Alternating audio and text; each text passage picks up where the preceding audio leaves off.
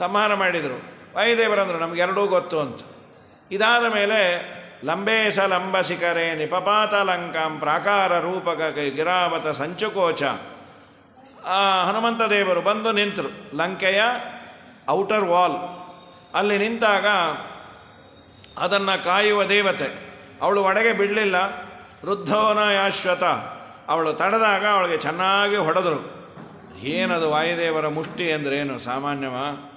ಮುಷ್ಟಿರಿಷ್ಟಂ ಪ್ರದೇಷ್ಟುಂ ಖಿನ್ನೇಷ್ಟೇ ಮೇಷತೇಷ್ಟ ಪದಕಟಕ ತಟಿತ್ ಕೋಟಿಭಾ ಪೃಷ್ಠಕಾಷ್ಟ ಅಂತ ನಾವೆಲ್ಲ ಹೇಳ್ತೀವಿ. ತುಂಬ ಅದ್ಭುತ ಶ್ಲೋಕ ಅದು.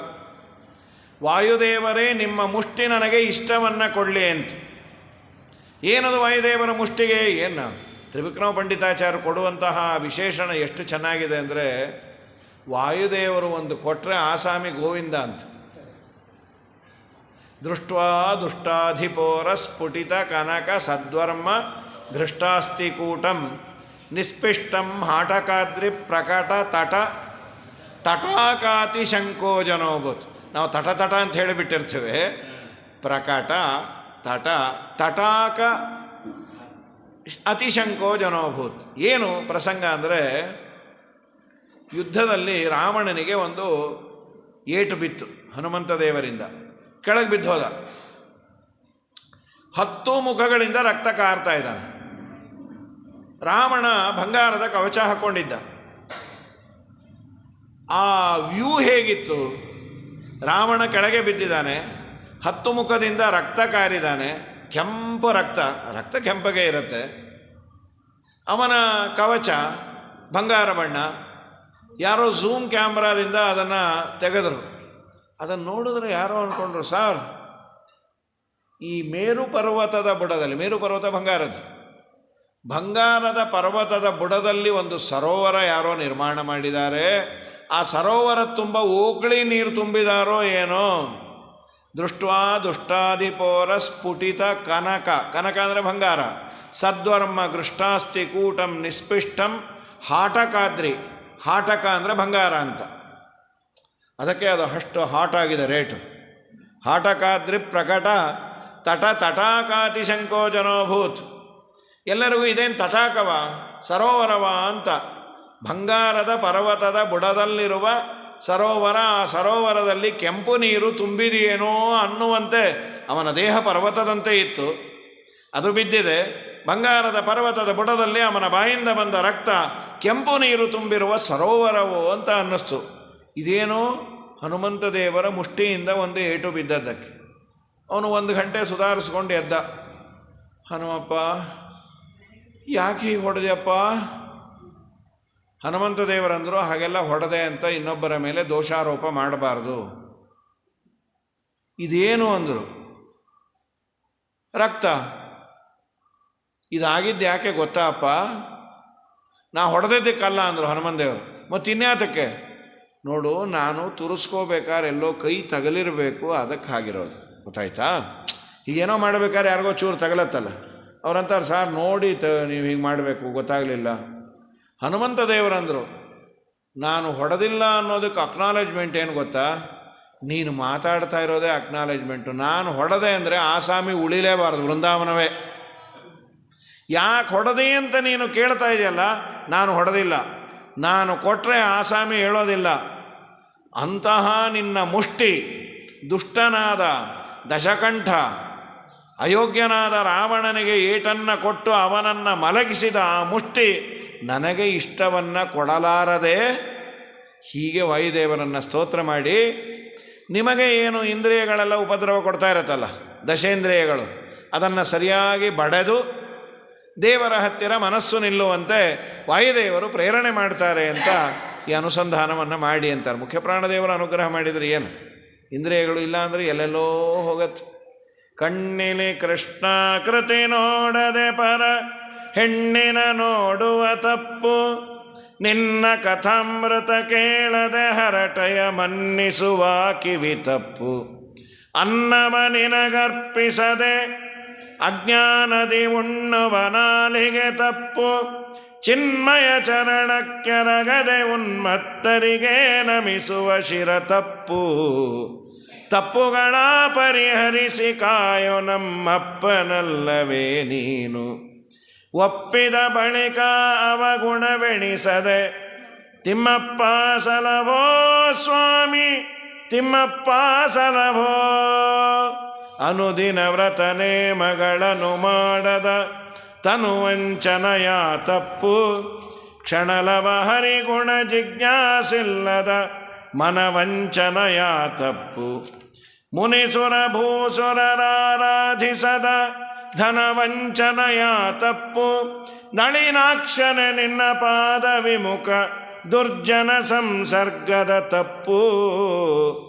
ತಪ್ಪುಗಳ ಪರಿಹರಿಸಿ ಕಾಯೋ ನಮ್ಮಪ್ಪನಲ್ಲವೇ ನೀನು. ಈ ತಪ್ಪುಗಳು ನಮ್ಮ ಇಂದ್ರಿಯಗಳಿಂದ ಆಗತ್ತೆ. ನಿತ್ಯದಲ್ಲಿ ದೇವರಲ್ಲಿ ಬೇಡಿ. ಜಿತಂತ ಸ್ತೋತ್ರ ಬ್ರಹ್ಮದೇವರು ಮಾಡಿಕೊಟ್ಟಿರೋದೇ ಅದು. ನಮ್ಮಪ್ಪ ತುಂಬ ತಪ್ಪನ್ನು ಮಾಡ್ತೀನೋ, ಆ ತಪ್ಪುಗಳು ಮತ್ತೆ ಆಗದಂತೆ ಅನುಗ್ರಹ ಮಾಡು. ಪಾಪೋಹಂ ಪಾಪಕರ್ಮಾಹಂ ಪಾಪಾತ್ಮ ಪಾಪಸಂಭವ. ಪಾಪಸಂಭವ ಅಂತೀವಿ, ಸಂಭವ ಅನ್ನಬಾರ್ದು. ಪಾಪಸಂಭವ ಅಂದರೆ ಅವನಿಗೆ ಸಂಬೋಧನೆ. ಬ್ರಹ್ಮದ ಹೇ ಪಾಪಸಂಭವ ಏನದು ಅಲ್ಲ, ಪಾಪಸಂಭವ. ನಾನು ಪಾಪದ ಮೂರ್ತಿ, ಪುಣ್ಯಮೂರ್ತಿ ಅಂತ ಇಟ್ಕೊಂಡಿರ್ತೀವಿ, ನಿಜವಾಗಲೂ ನಾವು ಪಾಪಮೂರ್ತಿ ಅಂತ. ಪಾಪಾತ್ಮ ಪಾಪಸಂಭವ. ತ್ರಾಹಿ ಮಾಂ ಕೃಪಯಾ ದೇವ ಶರಣಾಗತ ವತ್ಸಲ.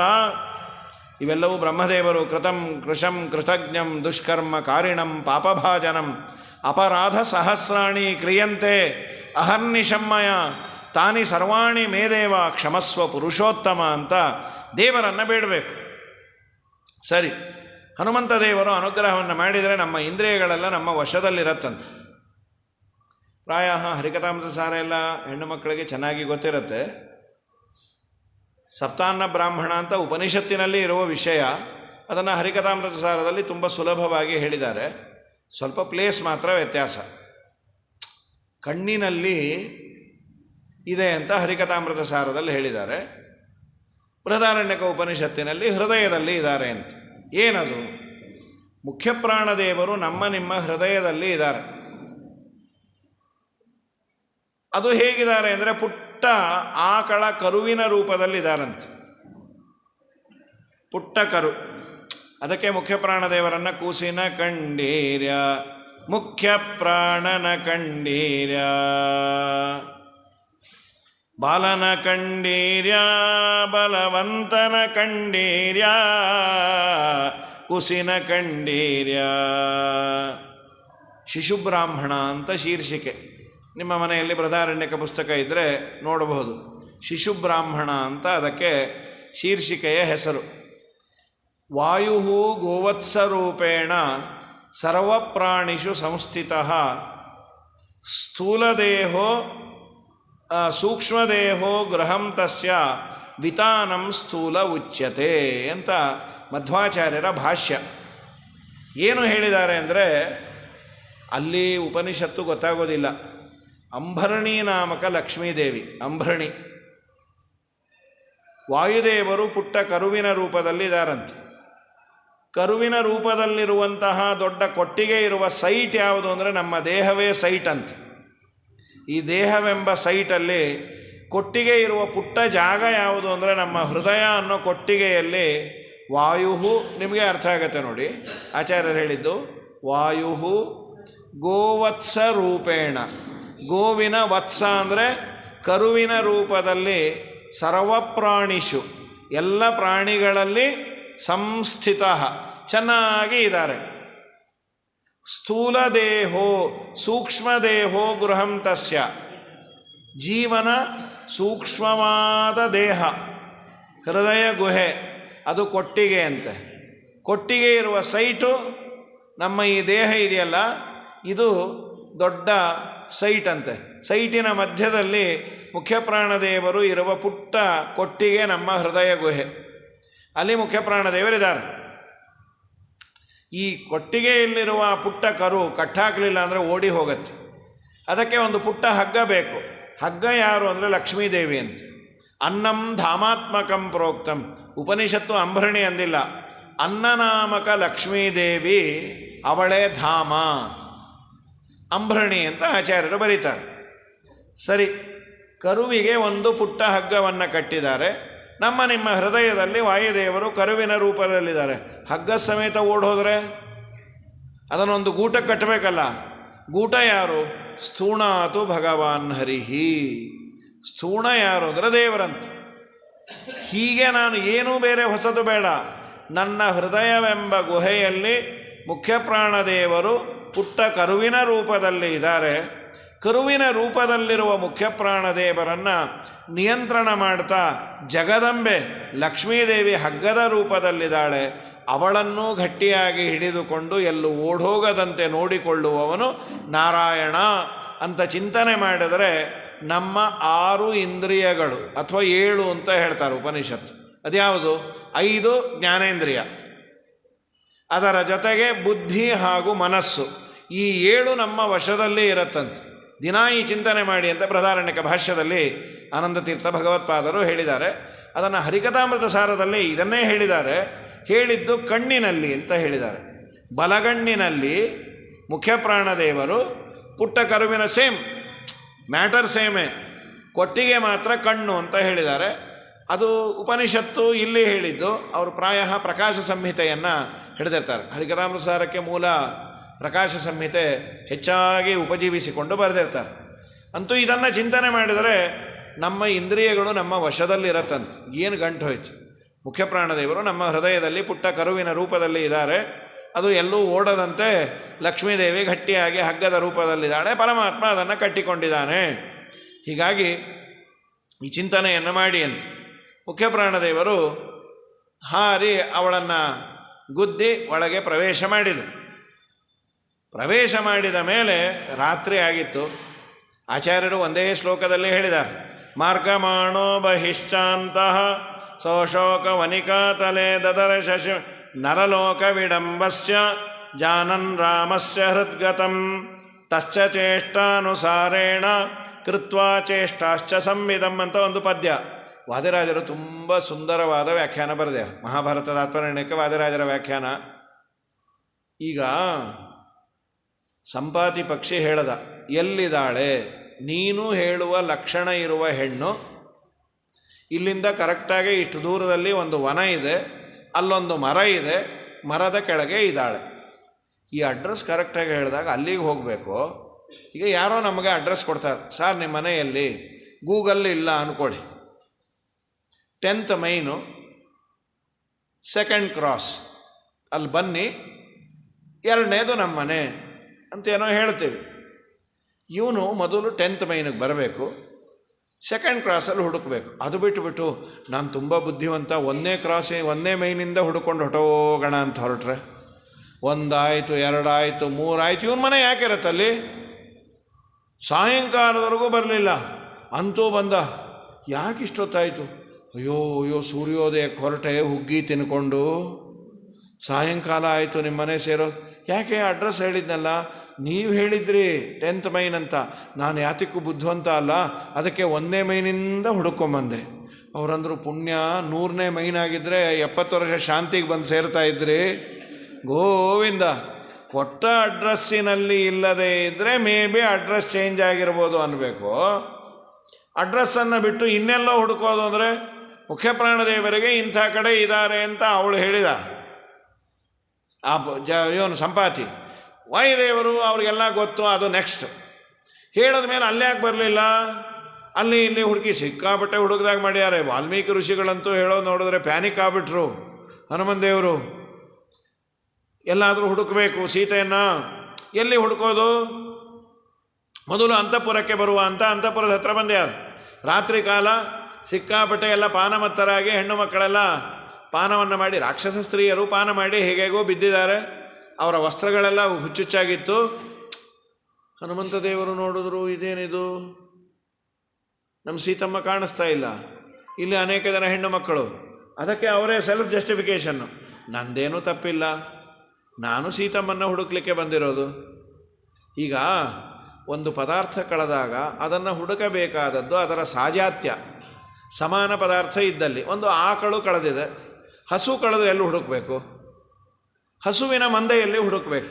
ನಮ್ಮನೆ ಆಕಳು ನಿಮ್ಮ ಆಕಳ ಜೊತೆ ಬಂದಿದೆಯಾ? ಇದು ಕಾಮನ್ ಸೆನ್ಸ್ ಇದು. ಹಸುಗಳು ಎಲ್ಲಿದೆಯೋ ಅಲ್ಲಿ ಹುಡುಕಬೇಕು. ಹಸು ಕಳೆದಿದೆ ಅಂತ ಸೀದಾ ಏರ್ಪೋರ್ಟಲ್ಲಿ ಹುಡ್ಕೋದು, ಇಲ್ಲ ಸೀದಾ ಮಿಲ್ಟ್ರಿ ಕ್ಯಾಂಪಸ್ಸಲ್ಲಿ ಹಸು ಬಂದಿದೆಯಾ ಅಂತ ಹುಡ್ಕೋದು. ಏರ್ಪೋರ್ಟ್ಗೆ ಹೋಗಬಾರ್ದು ಅಂತಲ್ಲ, ಜನರಲ್ಲಾಗೆ ಮೊದಲು ಹುಡ್ಕೋದು ಹಸುವಿನ ಮಂದೆಯಲ್ಲಿ.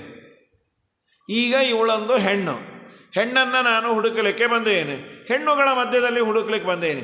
ಈಗ ನನಗೆ ಬಂದ ಡೌಟ್ ಏನು, ಈ ಹೆಣ್ಣು ಮಕ್ಕಳು ಹೇಗೇಗೋ ಇದ್ದಾಗ ನಾನು ಅವರನ್ನು ನೋಡಿದ್ನಲ್ಲ, ನನ್ನ ಬ್ರಹ್ಮಚರ್ಯಕ್ಕೆ ಧಕ್ಕೆ ಬಂತ? ಎಲ್ಲ ವಾಲ್ಮೀಕಿ ಋಷಿಗಳ ಚಿತ್ರಣ. ಅವರಂದರು ಸೆಲ್ಫ್ ಜಸ್ಟಿಫಿಕೇಷನ್ ಅಂತ. ನಾನು ಅವರನ್ನು ನೋಡಿದರೂ ನನಗೆ ಯಾವ ವಿಕಾರ ಆಗಿಲ್ಲ. ಸೆಲ್ಫ್ ಕಾನ್ಫಿಡೆನ್ಸ್ ಇದ್ದರೆ ಎಲ್ಲಿದ್ರೇನು, ನನಗೇನೂ ವಿಕಾರ ಆಗಿಲ್ಲ. ನನ್ನ ಮನಸ್ಸಿನಲ್ಲಿ ಏನಾದರೂ ಬಯಕೆಯೋ ಅಥವಾ ಇನ್ನೇನಾದರೂ ಹೆಚ್ಚು ಕಡಿಮೆ ಆಗಿದ್ದರೆ ಅದು ಪಾಪಕ್ಕೆ ಕಾರಣ ಆಗ್ತಾಯಿತ್ತು. ಟೀಕಾಕೃತ್ಪಾದರು ಭಕ್ತಿ ಅನ್ನೋದನ್ನು ಡಿಫೈನ್ ಮಾಡ್ತಾರೆ ಸುಧೆಯಲ್ಲಿ. ಇಂದ್ರಿಯ ನಿಗ್ರಹ ಅಂದ್ರೇನು? ವಿಷಯಗಳನ್ನು ಆಸ್ವಾದನೆ ಮಾಡದೇ ಇರೋದು ಅತ್ಯುತ್ತಮ. ವಿಷಯಗಳ ಮಧ್ಯದಲ್ಲಿದ್ದರೂ ಅದು ನನಗೆ ಸಿಕ್ಕಿಲ್ಲ ಅನ್ನುವ ಬೇಜಾರಿಲ್ಲ, ಸಿಕ್ಕಿದ್ದಕ್ಕೆ ಅತಿಯಾದ ಸಂತೋಷ ಇಲ್ಲ.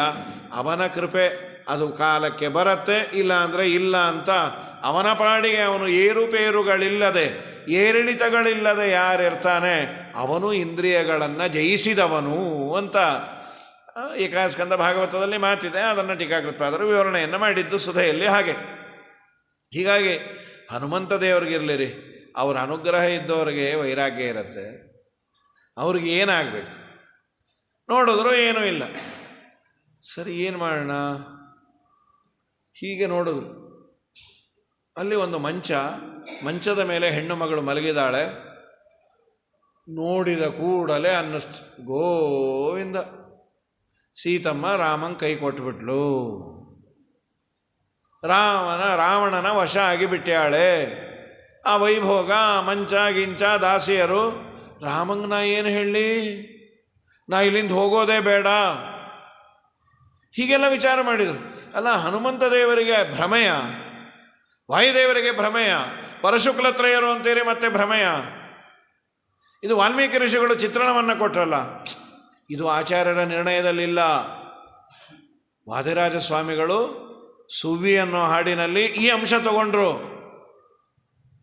ವಾಲ್ಮೀಕಿ ಋಷಿಗಳದು ನೀವು ಕೇಳಿದಾಗ ಡೌಟ್ ಬರ್ಬೋದಲ್ಲ. ಅಂದುಕೊಂಡ ಮಾತಿಗೆ 6 ಕೋಟಿ ಗೋವು ದಾನ, ಚಂದದಿಂದ ಮಾಡಿ ಹನುಮ ಕೈಯ ಮುಗಿದನು. ಆಡಿದ ಮಾತಿಗೆ 6 ಕೋಟಿ ಗೋವು ದಾನ, ಚಂದದಿಂದ ಮಾಡಿ ಹನುಮ ಕೈಯ ಮುಗಿದನು ಅಂತಾರೆ ವಾದಿರಾಜರು. ಸುವ್ವಿ ಅಂತ ಹನುಮ, ಭೀಮ, ಮಧ್ವ, ಸುವಾಲಿ ಅಂತ ಹಾಡೋದು ರಾಜರು ಮಾಡಿರೋದು. ಸಹಜವಾಗಿ ಮನುಷ್ಯ ಮಾಡುವಂತಹ ಪ್ರಕ್ರಿಯೆ ಏನು ಅಂದರೆ, ಮಹಾಭಾರತ ತಾತ್ಪರ್ಯದಲ್ಲಿ ಚೂರನ್ನು ಬರೆದ್ಯಾರೆ. ನರಲೋಕೆ ವಿಡಂಬಸ್ಯ ಜಾನನ್ ರಾಮಸ್ಯ ಹೃದ್ಗತಂ. ಸಾಮಾನ್ಯ ಮನುಷ್ಯ ಹುಡುಕ್ಲಿಕ್ಕೆ ಹೋದಾಗ ಪ್ಯಾನಿಕ್ ಆಗಿ ಸೀತಾ ಸಿಗ್ತಾನೇ ಇಲ್ಲ, ಏನು ಗತಿನೋ ಏನು ಗತಿ. ಇದು ಕೆಲವರು ಗಾಬರಿ ತುಂಬ ಆಗ್ತಾರೆ. ಯಾವುದಾನ ಪದಾರ್ಥ ಸಿಕ್ಕಲಿಲ್ಲ ಅಂದರೆ ತಕ್ಷಣ ಆಯ್ತು ಹೋಗೇ ಬಿಡ್ತು ಅಂತ ಎಲ್ಲರಿಗೂ ಫೋನ್ ಮಾಡಿ ಇನ್ನೊಂದು ಮಾಡಿ ಹೋಗೇ ಬಿಡ್ತು. ಪಕ್ಕದಲ್ಲೇ ಇರುತ್ತೆ, ಆ ಗಂಡಂಗೆ ಗೊತ್ತು, ನೀ ಸುಮ್ಮನಿರು ಎಲ್ಲೂ ಹೋಗಲ್ಲ. ಇಲ್ಲ ಬಿಡಿ, ಅದು ಹೋಗಿರತ್ತೆ, ಪಕ್ಕದಲ್ಲೇ ಇದೆಯಲ್ಲ ಇಲ್ಲೇ ಇದೆ ಅಲ್ಲ, ನನಗೆ ಗೊತ್ತು ನೀನು ತುಂಬ ಗಲಾಟೆ ಮಾಡ್ತೀಯ ಅಂತ. ಗಂಡ ಹೆಂಡತಿಗೆ, ಹೆಂಡತಿ ಗಂಡನಿಗೆ, ಇಬ್ಬರದು ಆಗತ್ತೆ. ಎಷ್ಟೋ ಸಲ ನಾವು ಈ ಗಾಡಿ ಕೀ, ಪುರಾಣಕ್ಕೆ ಅರ್ಜೆಂಟಾಗಿರುತ್ತೆ, ಕೈಯಲ್ಲಿ ಇಟ್ಕೊಂಡಿರ್ತೀವಿ, ಮನೆಯವನ್ನ ಗಾಡಿ ಕೀಯಲ್ಲಿ ಆ ಗಾಡಿ ಕೀ ಅನ್ನೋದು ಮರ್ತೋಗಿರ್ತೀವಿ. ಎಲ್ಲಿದೆ ಅವಳಂದ್ರು, ಏನು ಎಲ್ಲಿದೆ? ಅದೇ ಏನು ಕರ್ಮವೋ ಏನೋ, ಅದೇ ಅಂದರೆ ಯಾರು ಗೊತ್ತಾವೆ? ಗಾಡಿ ಕೀ ಅಂತೀವಿ. ಈ ಗಡಿಬಿಡಿಯಲ್ಲಿ ಗೊತ್ತಾಗೋದಿಲ್ಲ. ನಿಮ್ಮ ಕೈಯಲ್ಲೇ ಇದೆಯಲ್ಲ, ಇದೆ ಅಲ್ವಾ, ನಾನು ನಿನಗೆ ಅಪರೋಕ್ಷ ಜ್ಞಾನ ಇದೆಯೋ ಇಲ್ಲೋ ನೋಡೋಣ ಅಂತ ಟೆಸ್ಟ್ ಮಾಡಿದೆ. ಜಟ್ಟಿ ಕೆಳಗೆ ಬಿದ್ದರೂ ಮೀಸೆ ಮಣ್ಣಾಗಲಿಲ್ಲ ಅಂತ. ಹಾಗಾಗಿ ಪ್ರಕೃತದಲ್ಲಿ ಹನುಮಂತ ದೇವರು ಅಂದರೆ ಒಬ್ಬ ಸಾಮಾನ್ಯ ವ್ಯಕ್ತಿ ಹೀಗೆಲ್ಲ ತಿಳಿದುಕೊಳ್ಳುವ ಸಾಮರ್ಥ್ಯ ಇದೆ, ಅವಕಾಶ ಇದೆ. ಇನ್ನೊಂದು ತುಂಬ ಸೀರಿಯಸ್ ಆದ ಅಲಿಗೇಷನ್ಸು ಹೌದು. ಗೊತ್ತಿಲ್ಲದೆ ಇನ್ನೊಂದು ಹೆಣ್ಣಿನ ಬಗ್ಗೆ ಬಾಯಿಗೆ ಬಂದಂತೆ ಆಡಬೇಡ. ಪರಿಸ್ಥಿತಿ ಏನಿದೆಯೋ ಗೊತ್ತಿಲ್ಲ, ಅಡ್ವಾನ್ಸ್ ಆಗಿದೆ. ಇವತ್ತು ಸಿಟಿಯಲ್ಲಿ ಎಲ್ಲೋ ಇರ್ತಾರೆ, ಯಾರನ್ನೋ ಹಾಸ್ಪಿಟಲೈಸ್ ಮಾಡಿದ್ದಾರೆ, ಅತ್ತೆಯನ್ನೋ ಮಾವನನ್ನೋ. ಹಾಸ್ಪಿಟಲೈಸ್ ಆದವರ ಮನೆಯಲ್ಲಿರುವ ಗೊಂದಲ ಮೀಡಿಯಂ ಕ್ಲಾಸ್ದು, ಅದರಷ್ಟು ಕಷ್ಟ ಪ್ರಪಂಚದಲ್ಲೇ ಯಾವುದೂ ಇಲ್ಲ. ಅದರಲ್ಲಿ ಇನ್ ಅಡಿಷನ್ ಟು ದಟ್ ಸ್ವಲ್ಪ ಮಡಿ, ಅಂತ ಇಟ್ಕೊಂಡ್ಬಿಟ್ರೆ ಬಂದ ಮೇಲೆ ಸ್ನಾನ, ಹೋದ ಮೇಲೆ ಸ್ನಾನ, ಅದು ಮುಟ್ಟಬೇಡ್ರಿ ಇದು ಮುಟ್ಟಬೇಡ್ರಿ. ಈ 4-5 ಸ್ನಾನ ಆಗಿದ್ದು ಕೇಳ ಅಡ್ಮಿಟ್ ಆದವ್ರು ನಾನೇ ಮೊದಲು ಹೊಟ್ಟೋಗ್ತೀನಿ ಅಂತಾರವ್ರು. ಏನೇನೋ ಅವ್ರವ್ರದ್ದೇ ಸಮಸ್ಯೆಗಳಿದ್ದಾವೆ. ಸರಿ, ಹಾಸ್ಪಿಟಲ್ವರೆಗೂ ಹೋಗೋದಿಲ್ಲ ವೆಹಿಕಲ್ಲು, ಬಸ್ಸಸ್ಸು. ಪ್ರತಿ ಸಲ ಓಲಾಗೀಲ ಕೊಡೋಷ್ಟು ಹಣ ಇರಲ್ಲ. ಯಾರೋ ಅಕ್ಕಪಕ್ಕದ ಮನೆಯವರನ್ನು ಕೇಳ್ಕೊಂಡಿರ್ತೀವಿ. ಅವರು ಕೆಲವರು ಸಮಾಜ ಸೇವೆ ಸಹಜವಾಗಿ ಮಾಡುವ ಪ್ರಕ್ರಿಯೆ ಅವ್ರಿಗಿರತ್ತೆ. ನಾನು ಆಫೀಸ್ಗೆ ಹೋಗ್ತಾ ನಿಮ್ಮನ್ನು ಬಿಟ್ಟು ಹೋಗ್ತೇನೆ, ನೀವು ಕ್ಯಾರಿಯರನ್ನು ಬೇಕಾದ್ರೆ ತೆಗೆದುಕೊಂಡು ನನ್ನೊಟ್ಟಿಗೆ ಬನ್ನಿ. ಬಹಳ ಉಪಕಾರ ಆಯಿತು, ನೀವು ಅಷ್ಟು ಮಾಡಿದರೆ. ಅವರು 9 ಗಂಟೆಗೆ ಕಾಯ್ತಾ ಇರ್ತಾರೆ. 9 ಗಂಟೆಗೆ ರಿಲೀವರ್ ಬೇಕು ಪಾಪ. ಹಾಸ್ಪಿಟಲಲ್ಲಿ ರಾತ್ರೆಲ್ಲ ಮಲಗಿದವ್ರನ್ನ 8:30 ಅವ್ರು ರಿಲೀವ್ ಮಾಡಬೇಕು. 9 ಗಂಟೆಗೆ ಪಾಪ ಅಲ್ಲಿ ಅಡ್ಮಿಟ್ ಆದವ್ರು ಚಾತಕ ಪಕ್ಷಿ ಥರ ಕಾಯ್ತಾ ಇರ್ತಾರೆ. ನಮ್ಮ ಕಡೆಯವ್ರು ಯಾರನ್ನ ಬರ್ತಾರಾ ಕೊಡ್ತಾ. ಇದು ಮೀಡಿಯಮ್ ಕ್ಲಾಸ್ ಹೇಳ್ತಾ ಇರೋದು. ಹೈ ಲೆವೆಲಲ್ಲಿ ಇದು ಯಾವುದೂ ಗೊತ್ತೇ ಆಗೋದಿಲ್ಲ. ಅವ್ರು ಹಾಯ್ ಅಂತ ಇರುತ್ತಂಥವ್ರು ಆಗಾಗ ಅಡ್ಮಿಟ್ಟು ಆಗ್ತಾ ಇರ್ತಾರಂಥದ್ದು. ಅಂದರೆ ನಾವೆಲ್ಲ ಇಲ್ಲಿ ಬಂದಿದ್ದೀವಲ್ಲ, ಒಂದು ರೀತಿ ಸ್ವಾಮಿ ಕಾರ್ಯ ಸ್ವಕಾರ್ಯ ಎರಡೂ ಆಯಿತು. ಮನೆಯಿಂದಲೂ ಬಂದಿದ್ದೀವಿ, ಯಾವ ಜಂಜಾಟ ಇಲ್ಲ. ಅಡುಗೆ ಪಾತ್ರೆ ತೊಳಿ ಬಳಿ, ಮಕ್ಕಳು ಮೊಮ್ಮಕ್ಕಳು, ಅವ್ರು ಬಂದರು ಇವ್ರು ಬಂದರು.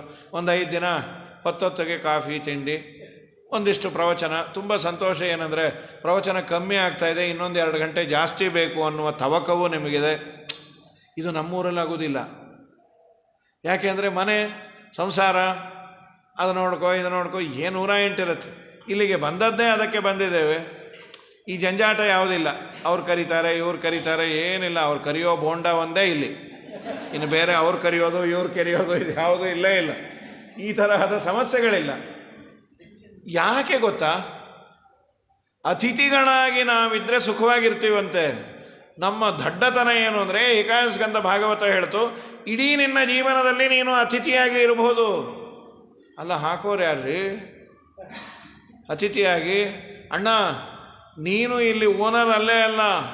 ಇತ್ತಂ ಪರಿಮರ್ಶನ್ಯುಕ್ತ ಗೃಹೇಶು ಅತಿಥಿವದ್ವಸೇತೆ ನ ಗ್ರಹೈರನುಬದ್ಧೇತ. ಏಕಾಸ್ಕಂದ ಭಾಗವತದ ಮಾತು.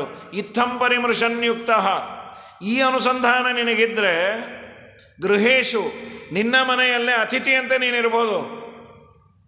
ಯಾವುದದು ಅನುಸಂಧಾನ? ಅದು ತುಂಬ ಕಷ್ಟ ಬರೋದು. ಅದನ್ನು ನೀನು ಪಡೆದಿ ಅಂತಾದರೆ ನಿನ್ನ ಮನೆಯಲ್ಲೇ ನೀನು ಗೆಸ್ಟ್ ಇದ್ದಾಗಿರ್ಬೋದಂತ. ಯಾವುದದು ಅನುಸಂಧಾನ? ಹೇಳಂತೂ ಹೇಳಿ, ಆದರೆ ಇಂಪ್ಲಿಮೆಂಟ್ ಮಾಡ್ಕೊಬೋಣ. ಪುತ್ರ ದಾರಾಪ್ತ ಬಂಧೂನಾಂ ಸಂಗಮ ಪಾಂಥ ಸಂಗಮ ಅನುದೇಹಂ ಭವಂತೇತೆ ಸ್ವಪ್ನೋ ನಿದ್ರಾನುಗೋ ಯಥ ಇತ್ತಂ ಪರಿಮೃಶನ್ಯುಕ್ತ ಗೃಹೇಶು ಅತಿಥಿವದ್ವಸೇತೆ ನ ಗ್ರಹೈರನುಬದ್ಧೇತ ನಿರ್ಮಮೋ ನಿರಹಂಕೃತಿ ಅಂತ. ತುಂಬ ಬ್ಯೂಟಿಫುಲ್ಲಾದ 2 ಪದ್ಯ ಇದು. ಪುತ್ರ, ದಾರ, ಮಗ.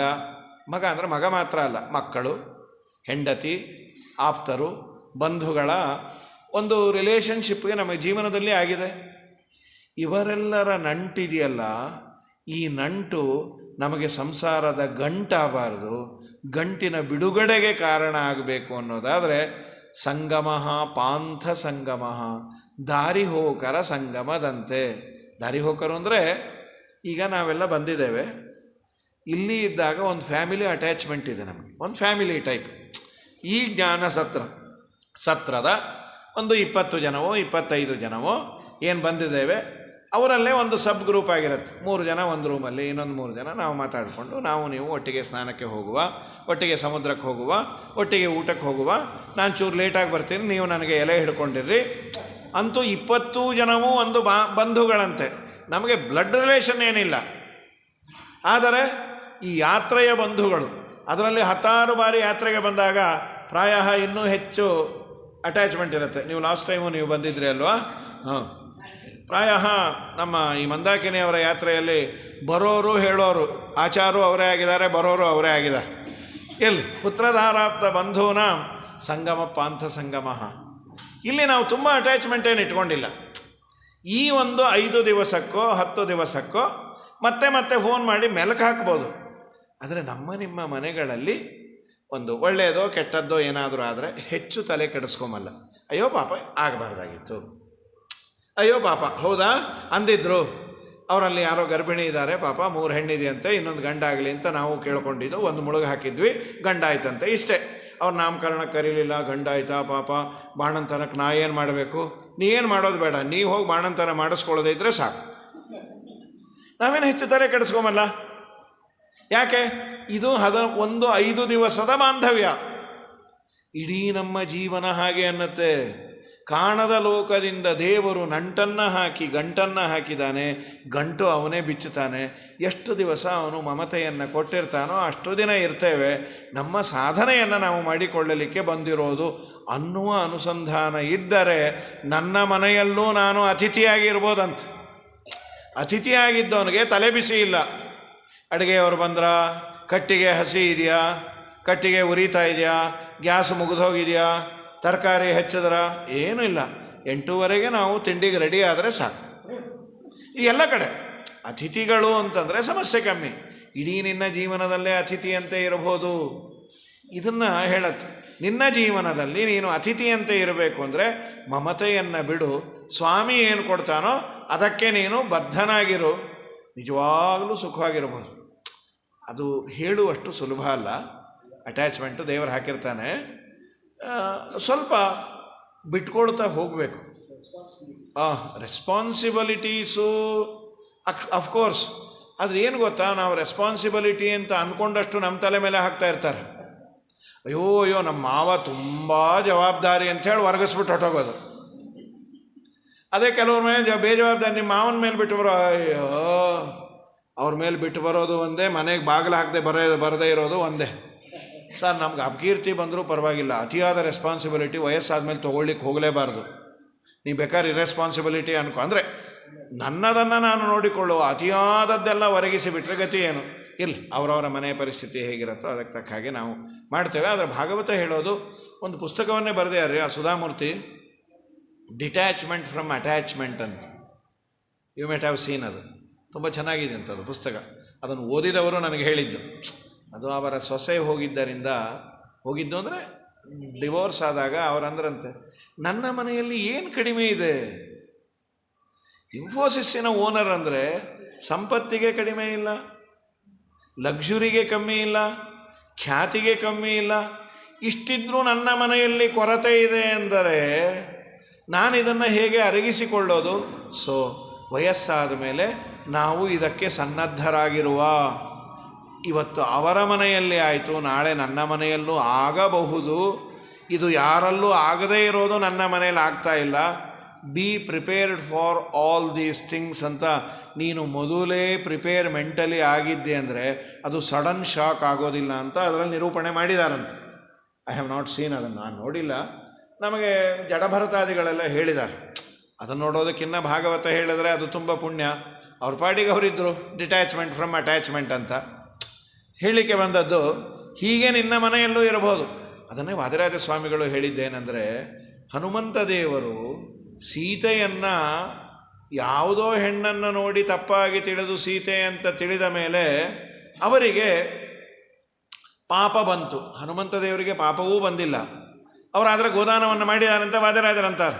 ಗೋದಾನ ಮಾಡಿದ್ದು ಇಲ್ಲಿಲ್ಲ, ವಾಲ್ಮೀಕಿ ರಾಮಾಯಣದಲ್ಲಿ. ವಾಲ್ಮೀಕಿ ರಾಮಾಯಣದ ಇನ್ಸಿಡೆಂಟನ್ನು ತೆಗೆದುಕೊಂಡು ವಾದಿರಾಜರು ನಮಗೆಲ್ಲ ಒಂದು ಅಲಾರಂ. ನಿಮ್ಮ ಮನೆಯಲ್ಲಿ ಸಿಟಿಯಲ್ಲಿ ನಾನು ಹೇಳೋದಲ್ಲ, ಎಲ್ಲೋ ಹೊರಟಿರ್ತಾರೆ ಹಾಸ್ಪಿಟಲ್ಗೆ. ನೋಡುವ ಕಣ್ಣುಗಳಿಗೆ ಹೆಚ್ಚಿನ ವಿಚಾರ ತಿಳಿದಿರಲ್ಲ. ಇವರು ಹಾಸ್ಪಿಟಲೈಸ್ ಆಗಿದ್ದು ಗೊತ್ತಿಲ್ಲ, ಹೋಗ್ತಿರೋದು ಗೊತ್ತಿಲ್ಲ. ಏನೋ ಹೀಗೆ ಕ್ಯಾಶುಯಲ್ ಆಗಿ ಸಾಯಂಕಾಲ ಮಾತಾಡ್ತಾ, ನೋಡಿದ್ರಾ ಇವತ್ತು ಬೆಳಗ್ಗೆ ಪಕ್ಕದ ಮನೆಯವರು ಹಿಂದಿನ ಮನೆಯವರು ಇಬ್ಬರು ಸೇರಿ ಹೀಗಂದರೆ ಅದಕ್ಕೆ ಏನು ಬೇಕಾದ್ರೆ ಅರ್ಥ ಆಗ್ಬೋದು. ಇಬ್ಬರು ಹೊಟ್ಟೋದ್ರು ಅಂತ. ಯಾಕೆ ಹೋಗಿದ್ದಾರೆ, ಏನು ಮಾಡ್ತಿದ್ದಾರೆ, ಪಾಪ ಅವ್ರ ಪರಿಸ್ಥಿತಿ ಏನೋ. ಇನ್ನೊಂದು ಹೆಣ್ಣಿನ ಶೀಲದ ಬಗ್ಗೆ ಬಾಯಿಗೆ ಬಂದಂತೆ ಆಡಬೇಡ. ಪರಿಸ್ಥಿತಿಯ ಅವಗಾಹನೆ ಇಲ್ಲದೆ ಹಾಸ್ಪಿಟಲಲ್ಲಿ ಯಾರೋ ಇದ್ದಾರೆ, ಅವರನ್ನು ನೋಡ್ಲಿಕ್ಕೆ ಹೋಗ್ತಿದ್ದಾರೆ, ಪಾಪ ಅವರ ಪರಿಸ್ಥಿತಿ ಇದೆ, ಅವ್ರು ಯಾರೋ ಕರ್ಕೊಂಡು ಹೋದರೆ ನೀನು ಬಾಯಿಗೆ ಬಂದದ್ದು ಆಡಿದರೆ ಬರುವ ಪಾಪ ಎಷ್ಟು ಅಂದರೆ 6 ಕೋಟಿ ಗೋದಾನ ಮಾಡಬೇಕಾದಷ್ಟು ಪಾಪ ಬರುತ್ತಂತೆ. ಕಂಡವರ ಹೆಣ್ಣಿನ ಶೀಲದ ಬಗ್ಗೆ ಆಡಿದರೆ ಗೋವಿಂದ 6 ಕೋಟಿ ಗೋದಾನ ಏನು ಮಾಡ್ತೀವಿ ರೀ? ಅಲ್ಲ, ಈ ಮಾಡ್ತಾನೆ ನಮಗೆ ಇನ್ನೊಂದಿಷ್ಟು ಪಾಪ ಬರುತ್ತೆ. ಏನಂದರೆ ಮಾಡ್ತಾ ಅನ್ಕೋತೀವಿ, ಆಚಾರ ಕೊಡ್ತಾ ಇದ್ದೀವಿ, ಇವ್ರ ಮನೆಯವರು ಸರಿ ಇದ್ದಾರೋ ಇಲ್ಲೋ ಅಂತ. ಅಲ್ಲೊಂದು ಮತ್ತೆ ಗೋದಾನಕ್ಕೆ ನಾವು ಪ್ರಿಪೇರ್ ಆಗೇ ಬರಬೇಕು. ಸೊ ನಿನ್ನದನ್ನು ನೀನು ನೋಡಿಕೋ. ಊರಿನ ಬಗ್ಗೆ ಎಲ್ಲ ತುಂಬ ಚರ್ಚೆ ಮಾಡಬೇಡ, ಗೊತ್ತಿದೆಯ ವಿಷಯ ಗೊತ್ತಿದ್ರೂ ಆಡಬೇಡ, ಗೊತ್ತಿಲ್ಲದೆ ಇದ್ರಂತೂ ಆಡಲೇಬೇಡ. ಈ ಇನ್ಫಾರ್ಮೇಷನನ್ನು ಕೊಡಬೇಕಾಗಿತ್ತು. ಅದಕ್ಕೆ ವಾದಿರಾಜರು ಸುವಿಯ ಹಾಡಲ್ಲಿ ಅಂದುಕೊಂಡ ಮಾತಿಗೆ 6 ಕೋಟಿ ಗೋವುದಾನ, ಚಂದದಿಂದ ಮಾಡಿ ಹನುಮ ಕೈಯ ಮುಗಿದನು, ಆಡಿದ ಮಾತಿಗೆ 6 ಕೋಟಿ ಗೋವುದಾನ. ಆಮೇಲೆ ಹೌದು ಕನ್ಫರ್ಮ್ ಹೇಗಾಯಿತು? ಹೀಗೆ ಗಮನಿಸಿ ನೋಡಿದ್ರು. ಇಲ್ಲ ಪಾದ ನೋಡೋದಲ್ಲ, ನನ್ನ ತಾಯಿ ಜಗದಂಬೆ ಸೀತಮ್ಮನ ಪಾದ ಅಲ್ಲ. ಯಾಕೆಂದರೆ ಸೀತಮ್ಮನ ಪಾದದಲ್ಲಿ ಪದ್ಮರೇಖೆ ಇದೆ, ಈ ಪಾದದಲ್ಲಿ ಕಾಗೆ ರೇಖೆ ಕಾಣ್ತಾ ಇದೆ. ಕಾಗೆ ರೇಖೆ ಅದು ಗೊತ್ತಿಲ್ಲಪ್ಪ, ಕಾಗೆ ರೇಖೆ ಗುಬ್ಬಿ ರೇಖೆ ವಾದಿರಾಜರು ಹಾಡಿನಲ್ಲಿ ಹೇಳಿದ್ದಾರೆ, ಅಥವಾ ರೇಖಾಶಾಸ್ತ್ರ ಗೊತ್ತಿರೋರು ಗೊತ್ತಿರಬಹುದು. ಪಾದದಲ್ಲಿ ಪದ್ಮರೇಖೆ ನನ್ನ ತಾಯಿಗೆ ಇದೆ, ಜಗದಂಬೆಗೆ. ಇಲ್ಲಿ ಪದ್ಮರೇಖೆ ಕಾಣ್ತಾ ಇಲ್ಲ. ಛೇ ಛೇ ಛೇ ಎಂಥ ಕೆಲಸ ಮಾಡಿದೆ. ಸರಿ, ಎಲ್ಲ ಹುಡುಕೊಂಡು ಬಂದರು. ಅಂದರೆ ಇದು ನರಲೋಕ ವಿಡಂಬಸ್ಯ ಜಾನನ್ ರಾಮಸ್ಯ ಹೃದ್ಗತಂ. ಇದು ರಾಮನ ಹೃದಯದಲ್ಲಿ ಎತ್ತಂತೆ. ಹನುಮಂತ ನಾಟಕ ಚೆನ್ನಾಗಿ ಆಡು, ಅಲ್ಲಿ ಹೋಗಿ ಸೀತಮ್ಮ ಸಿಗದೇ ಇರೋ ಥರ ಆಡು. ಹೌದು, ಈ ನಾಟಕ ನೋಡೋರು ಯಾರು? ಆಡಿಯನ್ಸೇ ಇಲ್ಲದೆ ನಾಟಕ ಮಾಡ್ತಾ ಇದ್ರೆ. ಈಗ ಪ್ರವಚನಕ್ಕೆ ಬಂದಿದ್ದೇನೆ, ಇಲ್ಲೆಲ್ಲ ನೀವು ಬಂದಿದ್ದೀರಿ ಸರಿ. ಅವ್ರು ಹೇಳಿದ್ರು ತುಂಬ ಹೊತ್ತು ಪ್ರವಚನ ಆಗಬೇಕು ಅಂತ. ನೀವೇನು ಯೋಚನೆ ಮಾಡಬೇಡಿ, ರಾತ್ರಿ 11ರಿಂದ 4 ಗಂಟೆವರೆಗೂ ನಾನು ರೂಮಲ್ಲಿ ಪ್ರವಚನ ಮಾಡ್ಕೋತಾನೇ ಇರ್ತೀನಿ ಅಂದರೆ ಅದು ಬೆಂಗಳೂರಲ್ಲೇ ಮಾಡ್ಕೋತಾ ಇರ್ಬೋದು. ಹಾಗಲ್ಲ, ನಾವು ಕೇಳಿದಾಗ ನಾವು ಕೇಳಿದಂತೆ ಸಾಪೇಕ್ಷ ಇದು. ಇದನ್ನು ನೋಡೋರು ಯಾರು? ಹನುಮಂತ ದೇವರು ನಾಟಕ ಆಡಿದಾಗ ರಾಕ್ಷಸರೆಲ್ಲ ಅನ್ಕೊಂಡಂತೆ, ಯದ್ಯಪ್ಪೇ ತನ್ನ ಪಶ್ಯಂತಿ ನಿಶಾಚರ ಗಣಾಸ್ತುತೆ. ನಿಶಾಚರರು ಆ ಊರಲ್ಲಿರೋರೆಲ್ಲ ಅವರು ಕುಡಿದು ಪಾನಮತ್ತರಾಗಿ ಬಿದ್ದಿದ್ದಾರೆ. ಅವ್ರ್ಯಾರು ಆಡಿಯನ್ಸ್ ಅಲ್ಲೇ ಅಲ್ಲ, ಅವ್ರ್ಯಾರು ವೀಕ್ಷಕರಲ್ಲ. ಮತ್ತು ನೋಡೋರು ಯಾರು? ದ್ಯುಲೋಕಚಾರಿಣ ಸರ್ವೇ ಪಶ್ಯಂತಿ ಋಷಯೇವಚ. ದೇವತೆಗಳು ಋಷಿಗಳು ಇವರೆಲ್ಲ ನೋಡಿ ಹ್ಯಾಟ್ಸ್ ಆಫ್ ಹನುಮಂತ ಅಂತಾರಂತೆ. ಯಾಕೆ? ಏನು ಎಲ್ಲ ಗೊತ್ತಿದ್ದು ರಾಮನ ಮಾತನ್ನು ಚಾಚೂ ತಪ್ಪದೆ ಎಷ್ಟು ಮುದ್ದಾಗಿ ನಾಟಕ ಆಡ್ತಾಯೋ. ಈ ನಾಟಕ ಆಡೋದು ಒಂದು ಕಲೆ ರೀ. ಹಿಂದೆಲ್ಲ ನಾಟಕ ಆಡೋರಲ್ಲ, ಆ ಪಾತ್ರದಲ್ಲಿ ಅವರು ಕಣ್ಣೀರು ಇಡಿಸೋರಂತೆ. ಇವತ್ತು ನಾಟಕದ ಕಲೆನೇ ನಶಿಸಿ ಹೋಯಿತು. ತುಂಬ ಅದ್ಭುತವಾಗಿ ನಾಟಕ ಆಡೋರಂಥವ್ರು. ಅವರು ಆ ನಾಟಕವನ್ನು ನೋಡಿದ ಮೇಲೆ ತುಂಬ ಆನಂದ ಪಡೋರು. ಆ ತರಹದ ಕಲೆ ಇವತ್ತಿಲ್ಲ. ಇವತ್ತು ಸುಮ್ಮನೆ ನಾಟಕ ಆಡ್ತಾ ಇರ್ತಾರೆ ಪ್ರತಿಯೊಂದಕ್ಕೂ. ಅದು ಬೇರೆ, ಅದು ನಾಟಕ ಅನ್ನೋದಕ್ಕಿಂತ ಆಟ ಅನ್ಬೋದು. ಆದರೆ ನಾಟಕವನ್ನು ಚೆನ್ನಾಗಿ ಆ ಪಾತ್ರಕ್ಕೆ ಜೀವ ತುಂಬೋದು ಅಂತಾರೆ. ಪಾತ್ರದಲ್ಲಿ ಜೀವ ತುಂಬೋದು. ಆ ಪಾತ್ರದಲ್ಲಿ ಅವನನ್ನು ನೋಡಿಬಿಟ್ರೆ ಕೈ ಎತ್ತಿ ಮುಗಿಬೇಕಪ್ಪ, ಹಾಗಿರಬೇಕು ಅಂತ. ಸರಿ, ಇದು ದೇವತೆಗಳಿಗೆ ಸಂತೋಷ. ವಾಯುದೇವರ ಕೆಲಸ ಇಬ್ಬರಿಗಂತೆ. ದೈತ್ಯರಿಗೆ, ಕಲ್ಯಾದಿ ದೈತ್ಯರಿರ್ತಾರಲ್ಲ ದೇಹದ ಒಳಗೆ, ಅವ್ರು ನೋಡಿ ಸಂತೋಷ ಪಡ್ತಾರಂತೆ. ಏನಂತ? ಹನುಮಪ್ಪ ಒದ್ದಾಡಿ ಸಾಯ್ತಾ ಇದ್ದಾನೆ, ಸೀತಮ್ಮ ಎಲ್ಲಿದ್ದಾಳೆ ಅಂತ ಗೊತ್ತಾಗದೆ ಹೀಗೆ ಆಗಬೇಕು ಅವನು. ಸೀತಮ್ಮ ಸಿಗಲೇಬಾರದು ಅವನು. ತೇಷಾಂ ವಿಡಂಬನ ಏವ ದೈತ್ಯಾನಾಂ ವಂಚನಾಯ ಚ ಪಶ್ಯತಾಂ ಕಲಿಮುಖ್ಯಾನಾಂ ವಿಡಂಬೋಯಂ ಕೃತೋ ಭವೇತ್ ಕೃತ್ವಾ ಕಾರ್ಯಮಿದಂ ಸರ್ವಂ ವಿಶಂಕಪ್ಪವನಾತ್ಮಜಃ ಆತ್ಮಾವಿಷ್ಕರಣೆ ಚಿತ್ತಂ ಚಕ್ರೇ ಮತಿಮತಾಂಬರಃ. ಹನುಮಂತ ದೇವರ ಕೆಲಸದಲ್ಲಿ ಎರಡಿದೆ. ದೈತ್ಯರಿಗೆ ಮೋಹ, ಸಜ್ಜನರಿಗೆ ಯಥಾರ್ಥ ಜ್ಞಾನ. ಇವರು ಹೀಗೇನು ಹುಡುಕದೆ ಸೀದಾ ಅಲ್ಲಿ ಬಂದುಬಿಟ್ಟಿದ್ರೆ ಕಲಿ ಮೊದಲಾದ ದೈತ್ಯರಿಗೆ ಸಾಧನೆಗೆ ಸಿಲೆಬಸ್ಸೇ ಇರ್ತಾ ಇರಲಿಲ್ಲ. ಸಿಲೆಬಸ್ ಬೇಕು. ನೋಡಿದ್ರ ಹನುಮಂತ ಒದ್ದಾಡಿದ್ದು, ಅವರು ಕಲಿ ವಿಪ್ರಚಿತ್ತ ಇವರೆಲ್ಲ ಮಾತಾಡ್ಕೊಂಬರಂತ. ಅವ್ರದ್ದೊಂದು ಪುರಾಣ. ಮೊನ್ನೆ ಹನುಮಪ್ಪ ಒದ್ದಾಡ್ದ ನೋಡು, ಸಂತೋಷ ಆಯ್ತಪ್ಪ ಅಂತ. ಸಾಯಿ ಅಂದರು ಹನುಮಪ್ಪ, ನಿನಗೆ ಕೆಟ್ಟದ್ದಾಗಲಿ ಅಂತಾನೆ ನಾನೀಗ ನಾಟಕ ಮಾಡಿದ್ದೇನಣ್ಣ. ಇದು ಅಪ್ಪ ಮಕ್ಕಳು ನಾಟಕ ಆಡ್ತಾರೆ. ಅಪ್ಪ ಮಕ್ಕಳ ನಾಟಕವನ್ನು ಯಾವುದು ನಾಟಕ ಯಾವುದು ಸರಿ ಅಂತ ತಿಳಿಲಿಲ್ಲ ಅಂದರೆ ಗೋವಿಂದ, ಅದು ಸರಿಯಾಗಿ ತಿಳಿಬೇಕು.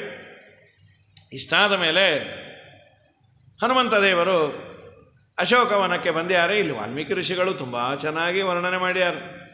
ಆ ವನ ಇಷ್ಟು ಚೆನ್ನಾಗಿತ್ತಂತೆ. ಅದನ್ನು ನೋಡಿ ಎಷ್ಟು ಚೆನ್ನಾಗಿದೆ ಈ ವನ, ತುಂಬ ಚೆನ್ನಾಗಿದೆ. ಈಗ ಸೀತಮ್ಮನಿಗೆ ಹನುಮಂತ ರಾಮನ ಕಡೆ ಅವನಂತ ವಿಶ್ವಾಸ ಬರಬೇಕಲ್ವಾ.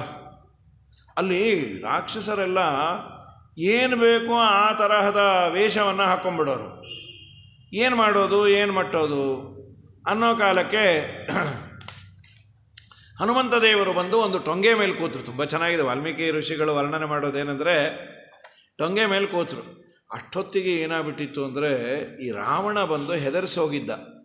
ಒಂದು ರಾಮನ ತಲೆಯ ಟೈಪು ಒಂದು ತಲೆ ಮಾಡಿ ಆ ತಲೆಯನ್ನು ಸೀತಮ್ಮನಿಗೆ ತೋರಿಸಿ, ನೋಡು ನಿನ್ನ ರಾಮ ಸತ್ತೋದ, ಇನ್ನು 2 ತಿಂಗಳು ನಿನಗೆ ಟೈಮು, ನೀನೇನಾದರೂ ನನ್ನನ್ನು ಲಗ್ನ ಆಗಲಿಲ್ಲ ಅಂತಾದರೆ ನಾನೇ ನಿನ್ನನ್ನು ಲಗ್ನ ಆಗ್ತೇನೆ, ನಿನಗೆ ಟೈಮ್ ಕೊಡ್ತೀನಿ, ನೀನಾಗೆ ಸಂತೋಷವಾಗಿ ಬರಲಿ ಅಂತ ನನಗೆ ಗೊತ್ತಾಯ್ತಾ. ಇಷ್ಟೆಲ್ಲ ಹೆದರಿಸಿ ಬೆದರಿಸಿ ಹೋಗಿದ್ದಾನೆ.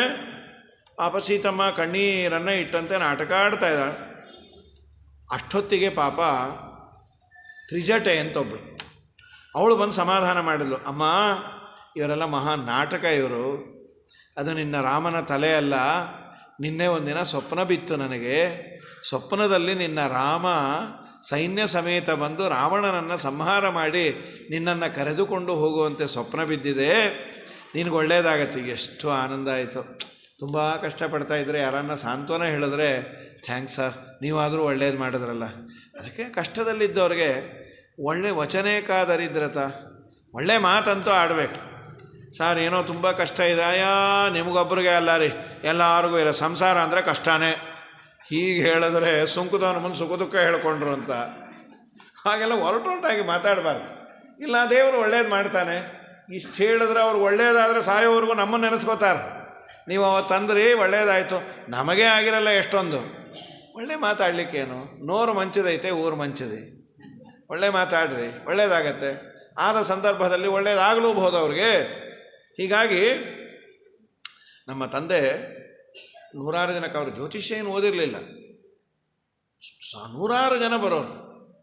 ಸುಮಧ್ವಿಜಯ ಪಾರಾಯಣ, ಸುಧಾದಿ ಗ್ರಂಥಗಳ ಪಾರಾಯಣ ಇದು ಮಾಡಿದ್ದರು. ವಾಕ್ಸಿದ್ಧಿ ಇತ್ತು, ಹೇಳಿ ಕಳಿಸೋರು. ಒಳ್ಳೆಯದಾಗತ್ತೆ. ಕುಲದೇವರನ್ನು ನೋಡಿ ಗುರುಗಳ ಆರಾಧನೆ ಮಾಡಿ ದೀಪ ಹಚ್ಚಿ.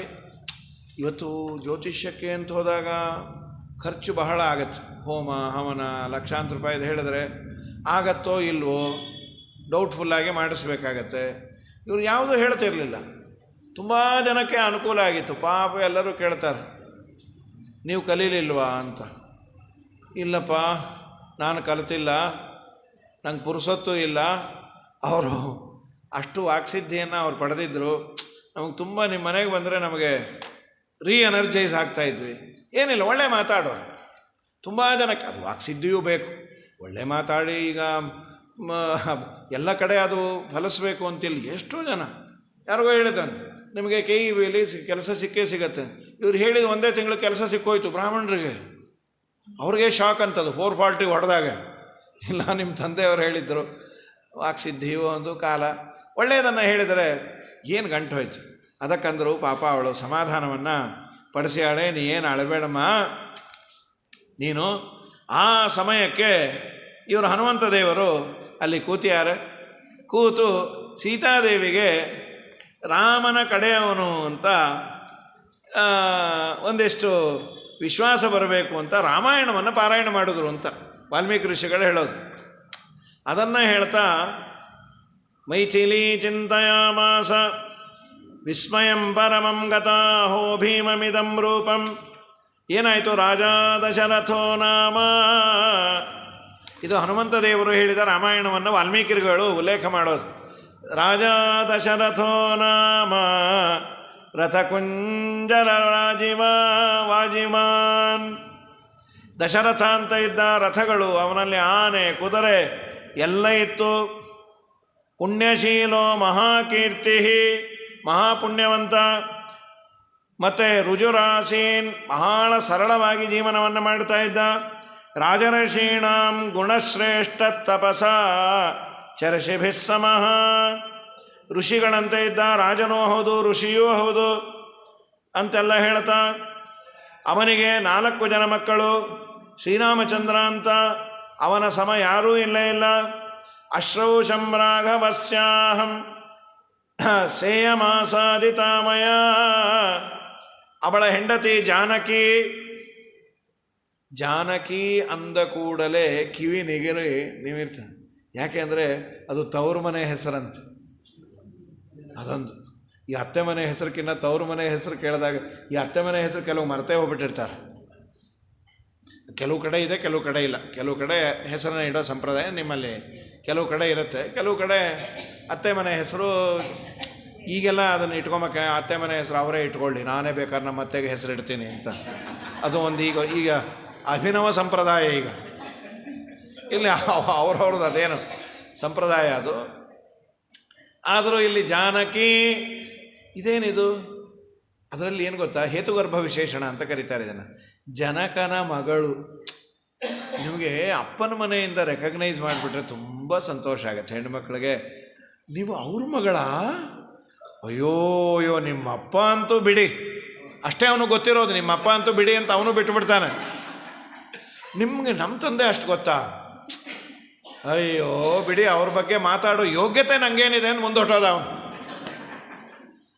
ಹಾಗಾಗಿ ಏನು ಅದು ಹೆಣ್ಣು ಮಕ್ಕಳಿಗೆ ತವ್ರ ಮನೆ ಅಂದರೆ ತುಂಬ ದೇವರು ಹಾಕಿರ್ತಾರೆ. ಒಬ್ಬ ಅತ್ತೆ ಮನೆಗೆ ಬರಲಿಕ್ಕೆ ಭಯಪಡೋನು. ಹೆಂಡತಿ ಅಂದ್ರೆ ಯಾಕ್ರಿ ನಮ್ಮ ಮನೆಗೆ ಬರೋಕ್ಕೆ ಭಯ ಪಡ್ತೀರಿ? ಅಲ್ಲೇ ನಿಮ್ಮಮ್ಮ ನೋಡಿದಾಗೆಲ್ಲ ಬೈತಾ ಇರ್ತಾರೆ, ಬಾಯಿ ಮುಚ್ಚ್ರಿ, ನಿಮ್ಮನ್ನಲ್ಲದೆ ಇನ್ಯಾರನ್ನು ಬೈಬೇಕು ಅವರು? ಇನ್ನು ನಮ್ಮ ಅಕ್ಕನ ಗಂಡಂಗೆ ಹೊಡೆಯೋರಂತ ಅವರು ನಮ್ಮಮ್ಮ. ಅವ್ರು ನೀಟಾಗಿ ಸಂಸಾರ ಮಾಡಿಕೊಂಡಿಲ್ಲ, ನೀವು ಸಿಕ್ಕೇ ಇಲ್ಲ, 2 ಕೊಡಿಸ್ಬೇಕು, ನೀವು ಸರಿ ಹೋಗ್ತೀರಿ ಅಂದ ಅವಳು. ಇಲ್ಲ, ಬೈಯೋದೇ ವಾಸಿ ಅಂದ ಅವನು. ಹಾಗೆ ಅದು ದೇವ್ರು ಹಾಕಿರ್ತಾನೆ ರೀ ತವರು ಮನೆಯದು. ತಲೆ ಎತ್ತು ನೋಡೋದು. ಜಾನಕಿ ಬಗ್ಗೆ ನಿಂಗೆ ಗೊತ್ತು. ಅಶ್ರೂಷಂ ರಾಘವಸ್ಯಾಹಂ, ನಾನು ರಾಘವನ ಸೇವೆ ಮಾಡಿದ್ದೇನೆ. ಸೇಯಂ ಆಸಾದಿತಾಮಯ, ಅವನೇ ನನ್ನನ್ನು ಕಳಿಸ್ಯಾನೆ. ಜಾನಕಿ ಚಾಪಿ ತಚ್ಛ್ರುತ್ವ ವಿಸ್ಮಯಂ ಪರಮಂ ಗತ. ತತಸ್ಸ ವಕ್ರಕೇಶಾಂಶ ಕೇಶಾಂತ ಸುಕೇಶಿ ಕೇಶ ಸಂವೃತಂ ಉನ್ನಮ್ಯ ವದನಂ ಭೀಮ. ನೋಡೋಣ, ಯಾರು ನೀನು? ನನ್ನ ಹೆಸರು ನನ್ನ ಅತ್ತೆ ಮಾವನ ಮನೆ ಬಗ್ಗೆ ಎಲ್ಲ ಹೇಳ್ತಾ ಇದೆ ಅಂತ ಕೇಳುವಂತೆ ಅವಳ ಭಾವ ಇತ್ತು. ಮೈಥಿಲಿ ಚಿಂತೆಯಾಮಾಸ, ಅವಳು ವಿಚಾರ ಮಾಡಲಿ, ಇದೇನಿದು ಆಶ್ಚರ್ಯ, ಜೋರು ರೂಪ ಇದೆ. ಆಗಾಗ ರಾಮ ರಾಮ ರಾಮ, ಹನುಮಂತ ದೇವರಂತೆ ರಾಮ ರಾಮೇತಿ ರಾಮೇತಿ ದುಃಖಾರ್ಥ ಲಕ್ಷ್ಮಣೇತಿ ಚ ರುರೋಧ ಬಹುಧಾ ಸೀತಾ ಮಂದಂ ಮಂದಸ್ವರ ಸತಿ. ರಾಮ ಹಾ ರಾಮ ರಾಮ ಲಕ್ಷ್ಮಣ ಅನ್ನೋದು, ಕಣ್ಣೀರು ಹಾಕೋದು, ಇದೇನಿದು, ಯಾರಿರ್ಬೋದು? ಕೇಳೇಬಿಟ್ಟು, ಯಾರು ನೀನು, ಎಲ್ಲಿಂದ ಬಂದು? ನಮ್ಮ ತವ್ರ ಮನೆ ಅತ್ತೆ ಮನೆ ಕಥೆ ಎಲ್ಲ ಹೇಳ್ತಾ ಇದೆಯಲ್ಲ, ಅಮ್ಮ ಅನ್ಕೋತು. ಅಪಾಯಿಂಟ್ಮೆಂಟ್ ಅಂತೂ ಕೊಟ್ಟಿಯಲ್ಲ, ಹೇಳ್ತೀನಿ, ಅವಶ್ಯ ಹೇಳ್ತೀನಿ. ಸೋ ಅವತೀರ್ಯ ಧ್ರುಮಾತ್ ತಸ್ಮಾತ್, ಆ ಮರದಿಂದ ಕೆಳಗಿಳಿದು ಕಾನು ಪದ್ಮ ಫಲಾಶಾಕ್ಷಿ, ತಾವ್ಯಾರು? ಧ್ರುಮಸ್ಯ ಶಾಖಾಂ ಆಲಂಬ್ಯ ತಿಷ್ಟಸಿ ತ್ವಮನಿಂದಿತೆ. ಈ ಮರದ ಒಂದು ಟೊಂಗೆಯನ್ನು, ಅಂದರೆ ಆ ಕಾಂಡಕ್ಕೆ ಹೊರಗಿ ಕೂತಿದ್ದೀರಲ್ಲ, ಯಾಕೆ ನಿಮಗೆ ಮನೆಗೇನೆ ಏನಿಲ್ವಾ? ಏನಿಲ್ಲಿ ಕೂತಿದ್ದೀರಿ? ಸೀತಮ್ಮನ್ನ ಹನುಮಪ್ಪ ಪ್ರಶ್ನೆ ಮಾಡಿದ್ದು. ಕಿಮರ್ಥಂ ತವ ನೇತ್ರಾಭ್ಯಾಂ, ನಿಮ್ಮ ಕಣ್ಣಲ್ಲಿ ಯಾಕೆ ನೀರು ಸುರಿದು ಹೋಗ್ತಾ ಇದೆ? ಏನಂತ ಕಷ್ಟ ಆಗಿದೆ ನಿಮಗೆ? ಸ್ರವತಿ ಶೋಕಜಂ ಪುಂಡರೀಕ ಪಲಾಶಾಭ್ಯಾಂ ವಿಪ್ರಕೀರ್ಣಮಿವೋದಕಂ ಸುರಾಣಾಂ ಅಸುರಾಣಾಂ ವಾ ನಾಗಗಂಧರ್ವರಕ್ಷಸಾಂ ಯಕ್ಷಾಣಾಂ ಕಿನ್ನರಾಣಾಂ ವಾ ಕಾತ್ವಂ ಭವಸಿ ಶೋಭನೆ. ನೀವ್ಯಾರು? ನೀವು ಯಕ್ಷಾನೋ, ಕಿನ್ನರಿಯೋ, ಗಂಧರ್ವಿಯೋ, ದೇವತೆಯೋ? ಮನುಷ್ಯರಂತೂ ಅಲ್ಲ ನೀವು. ತಾವ್ಯಾರು? ಕಾತ್ವಂ ಭವಸಿ ರುದ್ರಾಣಾಂ ಅಂತಂದಾಗ ಸ್ನುಷಾ ದಶರಥಸ್ಯಾಹಂ. ಸೀತಾದೇವಿ ಹೇಳಿದ್ದೇನು ಗೊತ್ತಾ? ಜನಕರಾಜನ ಮಗಳು ಅಂತ ಹೇಳಲಿಲ್ಲ, ದಶರಥನ ಸೊಸೆ ನಾನು. ತುಂಬ ಮಾರಲ್ಸ್ ರೀ ಇವೆಲ್ಲ. ಏನು ಮಹಾ ದೊಡ್ಡದು ಅಂತೀವಿ, ಕೊಟ್ಟೆಣ್ಣು ಕುಲಕ್ಕೆ ಹೊರಗೆ ಅಂತ ಈಗೆಲ್ಲ ಮೂತಿಗೆ ಹೊಡಿತಾರೆ. ಈಗ ಇದನ್ನೆಲ್ಲ ಹೇಳಿದ್ರೆ ಸ್ತ್ರೀ ಸಂಘದವ್ರು ನಮ್ಮನ್ನು ಅರೆಸ್ಟ್ ಮಾಡಿದ್ರು ಮಾಡಿಸ್ಬಿಡ್ತಾರೆ. ಆಚಾರ ಸರಿ ಇಲ್ಲ, ಡೌನ್ ಪವಮಾನಾಚಾರ ಅಂಥೇಳಿ. ಇದನ್ನು ಹೇಳಿದ್ದು ಆ ಪವಮಾನಾಚಾರು ಹನುಮಂತ ದೇವರು, ನಾವೆಲ್ಲ ಹೇಳಿದ್ದು. ಹಾಗಾಗಿ ಸ್ನುಷಾ ದಶರಥಸ್ಯಾಹಂ ಶತ್ರು ಎಂದು ಬಿಟ್ಕೊಡ್ಬಾರ್ದಂತ. ಅತ್ತೆ ಮನೆಯನ್ನು ಇರಲಿ ಕಾಲ, ಇದರ ಜೊತೆಯಲ್ಲಿ ಅತ್ತೆಗೂ ಜವಾಬ್ದಾರಿ ಇದೆ, ಸೊಸೆಯನ್ನು ಬಿಟ್ಕೊಡಬಾರ್ದು ಅವರು. ಇದು ಇವತ್ತಿನ ಕಾಲಕ್ಕೆ ಪರಸ್ಪರಂ ಭಾವ ಎಂತಹ. 4 ಜನದ ಮುಂದೆ ನಿಮ್ಮ ಸೊಸೆ ಹೇಗೆ? ಯಾಕೆ? ಇಲ್ಲ ರೀ ಬಂದಿಯಾಳೆ, ಸ್ವಲ್ಪ ಈ ಕಾಲದ ಹುಡುಗಿ ಅಲ್ಲ, ಏನೋ ಚೂರು ಪಾರು ತಿದ್ಕೋತಾಳೆ, ಒಳ್ಳೆ ಹುಡುಗಿ, ಗಂಡಂಗೆ ಯೋಗ್ಯವಾಗಿದ್ದಾಳೆ, ಇಷ್ಟು ಹೇಳು. ಅದು ಬಿಟ್ಟು ಸೊಸೆ ಹೇಗಿದ್ದಾಳೆ? ಸೊಸೆನೇ. ನಾವೆಲ್ಲ ಎಷ್ಟು ಮಾಡಿದ್ವಿ. ಆ ಸೊಸೆ ಅಂದ್ಲು, ನಿಮ್ಮ ಮದುವೆ ಆಗಿದ್ದೆ ನಿಮ್ಮ ಮತ್ತೆ ಹೋದ್ಮೇಲೆ ಅಲ್ವಾ? ಅದೇ ಇದ್ದಿದ್ರೆ ಮಾಡಬೇಕು ಅಂತಿದ್ದೆ. ಮಾಡ್ತಿ. ಇದು ನೋಡಿ ಹೇಗಿದೆ, ನೀ ಮಾಡೇ ಇಲ್ಲ. ಏನು ಸಿನಿಮಾನ, ನಾಟಕನ, ಸೀರಿಯಲ್ಲ? ನಿನ್ನ ಮನೆಯ ವಸ್ತುವನ್ನು ಕಾಪಾಡಿಕೊಳ್ಳುವ ಜವಾಬ್ದಾರಿ ನಿನ್ನ ಕೈಯಲ್ಲೂ ಇದೆ. ಇದು ಪರಸ್ಪರ ಭಾವ ಅಂತ. ತಪ್ಪು ಮಾಡಿದಾಗ ತಿಳುವಳಿಕೆಯನ್ನು ವೈನವಾಗಿ ಹೇಳು, ನೋಡಮ್ಮ ಹಾಗಲ್ಲ, ಹೀಗೆ ಮಾಡಿದ್ರೆ ಚೆನ್ನಾಗಿರುತ್ತೆ. ಅದು ಬಿಟ್ಬಿಟ್ಟು ಅಂದ್ಕೊಂಡೆ ನೀನು ಹೀಗೇ ಮಾಡ್ತೀಯ ಅಂತ ಮೈ ಹೊರದಾಗಲ್ಲ. ನಾ ಮಾಡ್ತೀನಿ ಅಂದರೆ ಮೊದಲು ಯಾಕೆ ಹೇಳಲಿಲ್ಲ? ಯಾಕೆ ಹೇಳಬೇಕಮ್ಮ? ಇಷ್ಟು ಹೇಳೋದ್ರ ಬದಲು ಮೊದಲು ಹೇಳೋದ ಒಳ್ಳೇದಲ್ವಾ? ಅದಕ್ಕಂದ್ರು ಸ್ನುಷಾ ದಶರಥಸ್ಯಾಹಂ ಶತ್ರು ಸೈನ್ಯ ಪ್ರತಾಪಿನಃ ದುಹಿತ ಜನಕಸ್ಯಾಹಂ. ಜನಕರಾಜನ ಮಗಳು. ಮೊದಲು ನಾನು ದಶರಥನ ಸೊಸೆ, ಜನಕರಾಜನ ಮಗಳು. ಎಂಥ ಮಾರಲ್ ನೋಡಿ. ನಿಜವಾಗಲೂ ಇವತ್ತು ಈ ಮಟ್ಟದ್ದಲ್ಲದೆ ಇದ್ದರೂ ಕಟ್ಟಿಕೊಂಡ ಮನೆಯ ಬಗ್ಗೆ ಹೆಚ್ಚು ನಾನು ಬಿಟ್ಟುಕೊಡಬಾರದು ಅನ್ನುವ ಭಾವನೆ ಇದ್ದರೆ ಡೈವರ್ಸ್ಗಳು ಕಮ್ಮಿ ಆಗುತ್ತೆ, ಚೆನ್ನಾಗಿರುತ್ತೆ. ಇಬ್ಬರದು ಪರಸ್ಪರಂ ಭಾವೆಯಂತಹ ಎಲ್ಲ ಹೇಳಲು. ಕೈಕೇಯಿ ನಾಮ ಭರ್ತಾರಂ ಇಮಂ ವಚನಮಬ್ರವೀತ್ ನ ಪಿಬೇಯಂ ನ ಖಾದೇಯಂ ಪ್ರತ್ಯಹಂ ಮಮ ಭೋಜನಂ ಏಷ ಮೇ ಜೀವಿತಸ್ಯಾಂಶೋ ರಾಮೋ ಯದ್ದಭಿ ಶಿಚ್ಯತೆ ಎತ್ತದುಕ್ತಂ ತ್ವಯಾ ವಾಕ್ಯಂ ಪ್ರೀತ್ಯಾ ನೃಪತಿ ಸತ್ತಮ. ಅವನು ಮಾತು ಕೊಟ್ಟಿದ್ದ ಕೈಕೇಯಿಗೆ ನಮ್ಮ ಮಾವಂದಿರು. ಅದಕ್ಕೆ ನಮ್ಮ ಯಜಮಾನರು ಅರಣ್ಯಕ್ಕೆ ಬಂದರು.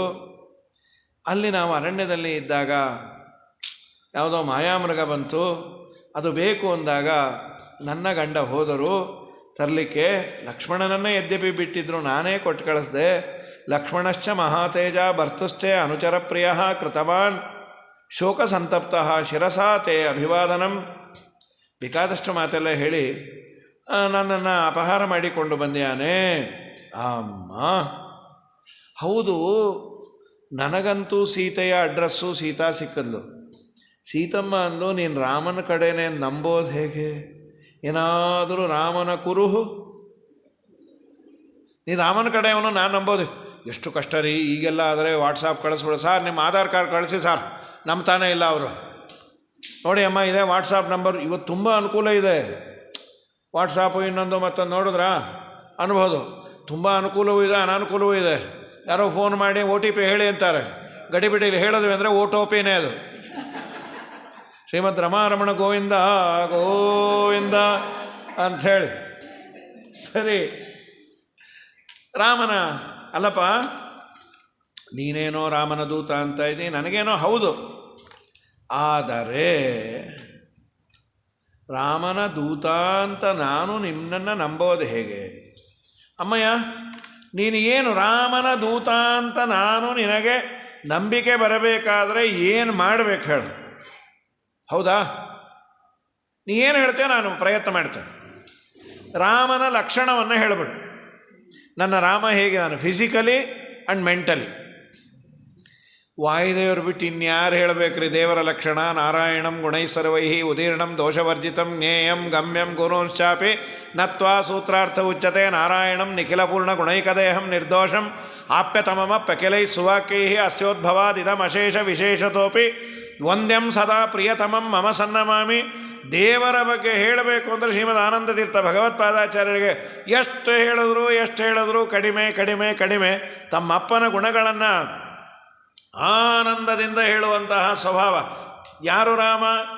ಯಾನಿ ರಾಮಸ್ಯ ಲಿಂಗಾನಿ ಲಕ್ಷ್ಮಣಸ್ಯ ಚ ವಾನರ. ರಾಮನ ಲಕ್ಷಣ ಹಾಗೂ ಲಕ್ಷ್ಮಣನ ಲಕ್ಷಣ. ತಾನಿ ಭೂಯ ಸಮಾಚಕ್ಷ್ವ ನಮಾಂ ಶೋಕ ಸಮಾವಿಶತೆ ಜಾನಂತಿ ಪದದೃಷ್ಟ್ಯಾ ಮಾಂ ವೈದೇಹಿ ಪರಿಪೃಚ್ಛಸಿ. ನಿನಗೆ ಗೊತ್ತಿದೆ, ಆದರೂ ನಾನು ಹೇಳ್ತೇನೆ. ಯಾನಿ ರಾಮಸ್ಯ ಚಿಹ್ನಾನಿ ಲಕ್ಷ್ಮಣಸ್ಯ ಚ ಯಾನಿ ವೈ ಲಕ್ಷಿತಾನಿ ವಿಶಾಲಾಕ್ಷಿ. ಅಮ್ಮ, ಹೇ ವಿಶಾಲಾಕ್ಷಿಯೇ, ನಾನು ಹೇಳ್ತೇನೆ, ಅದನ್ನು ನೀನು ಕೇಳು.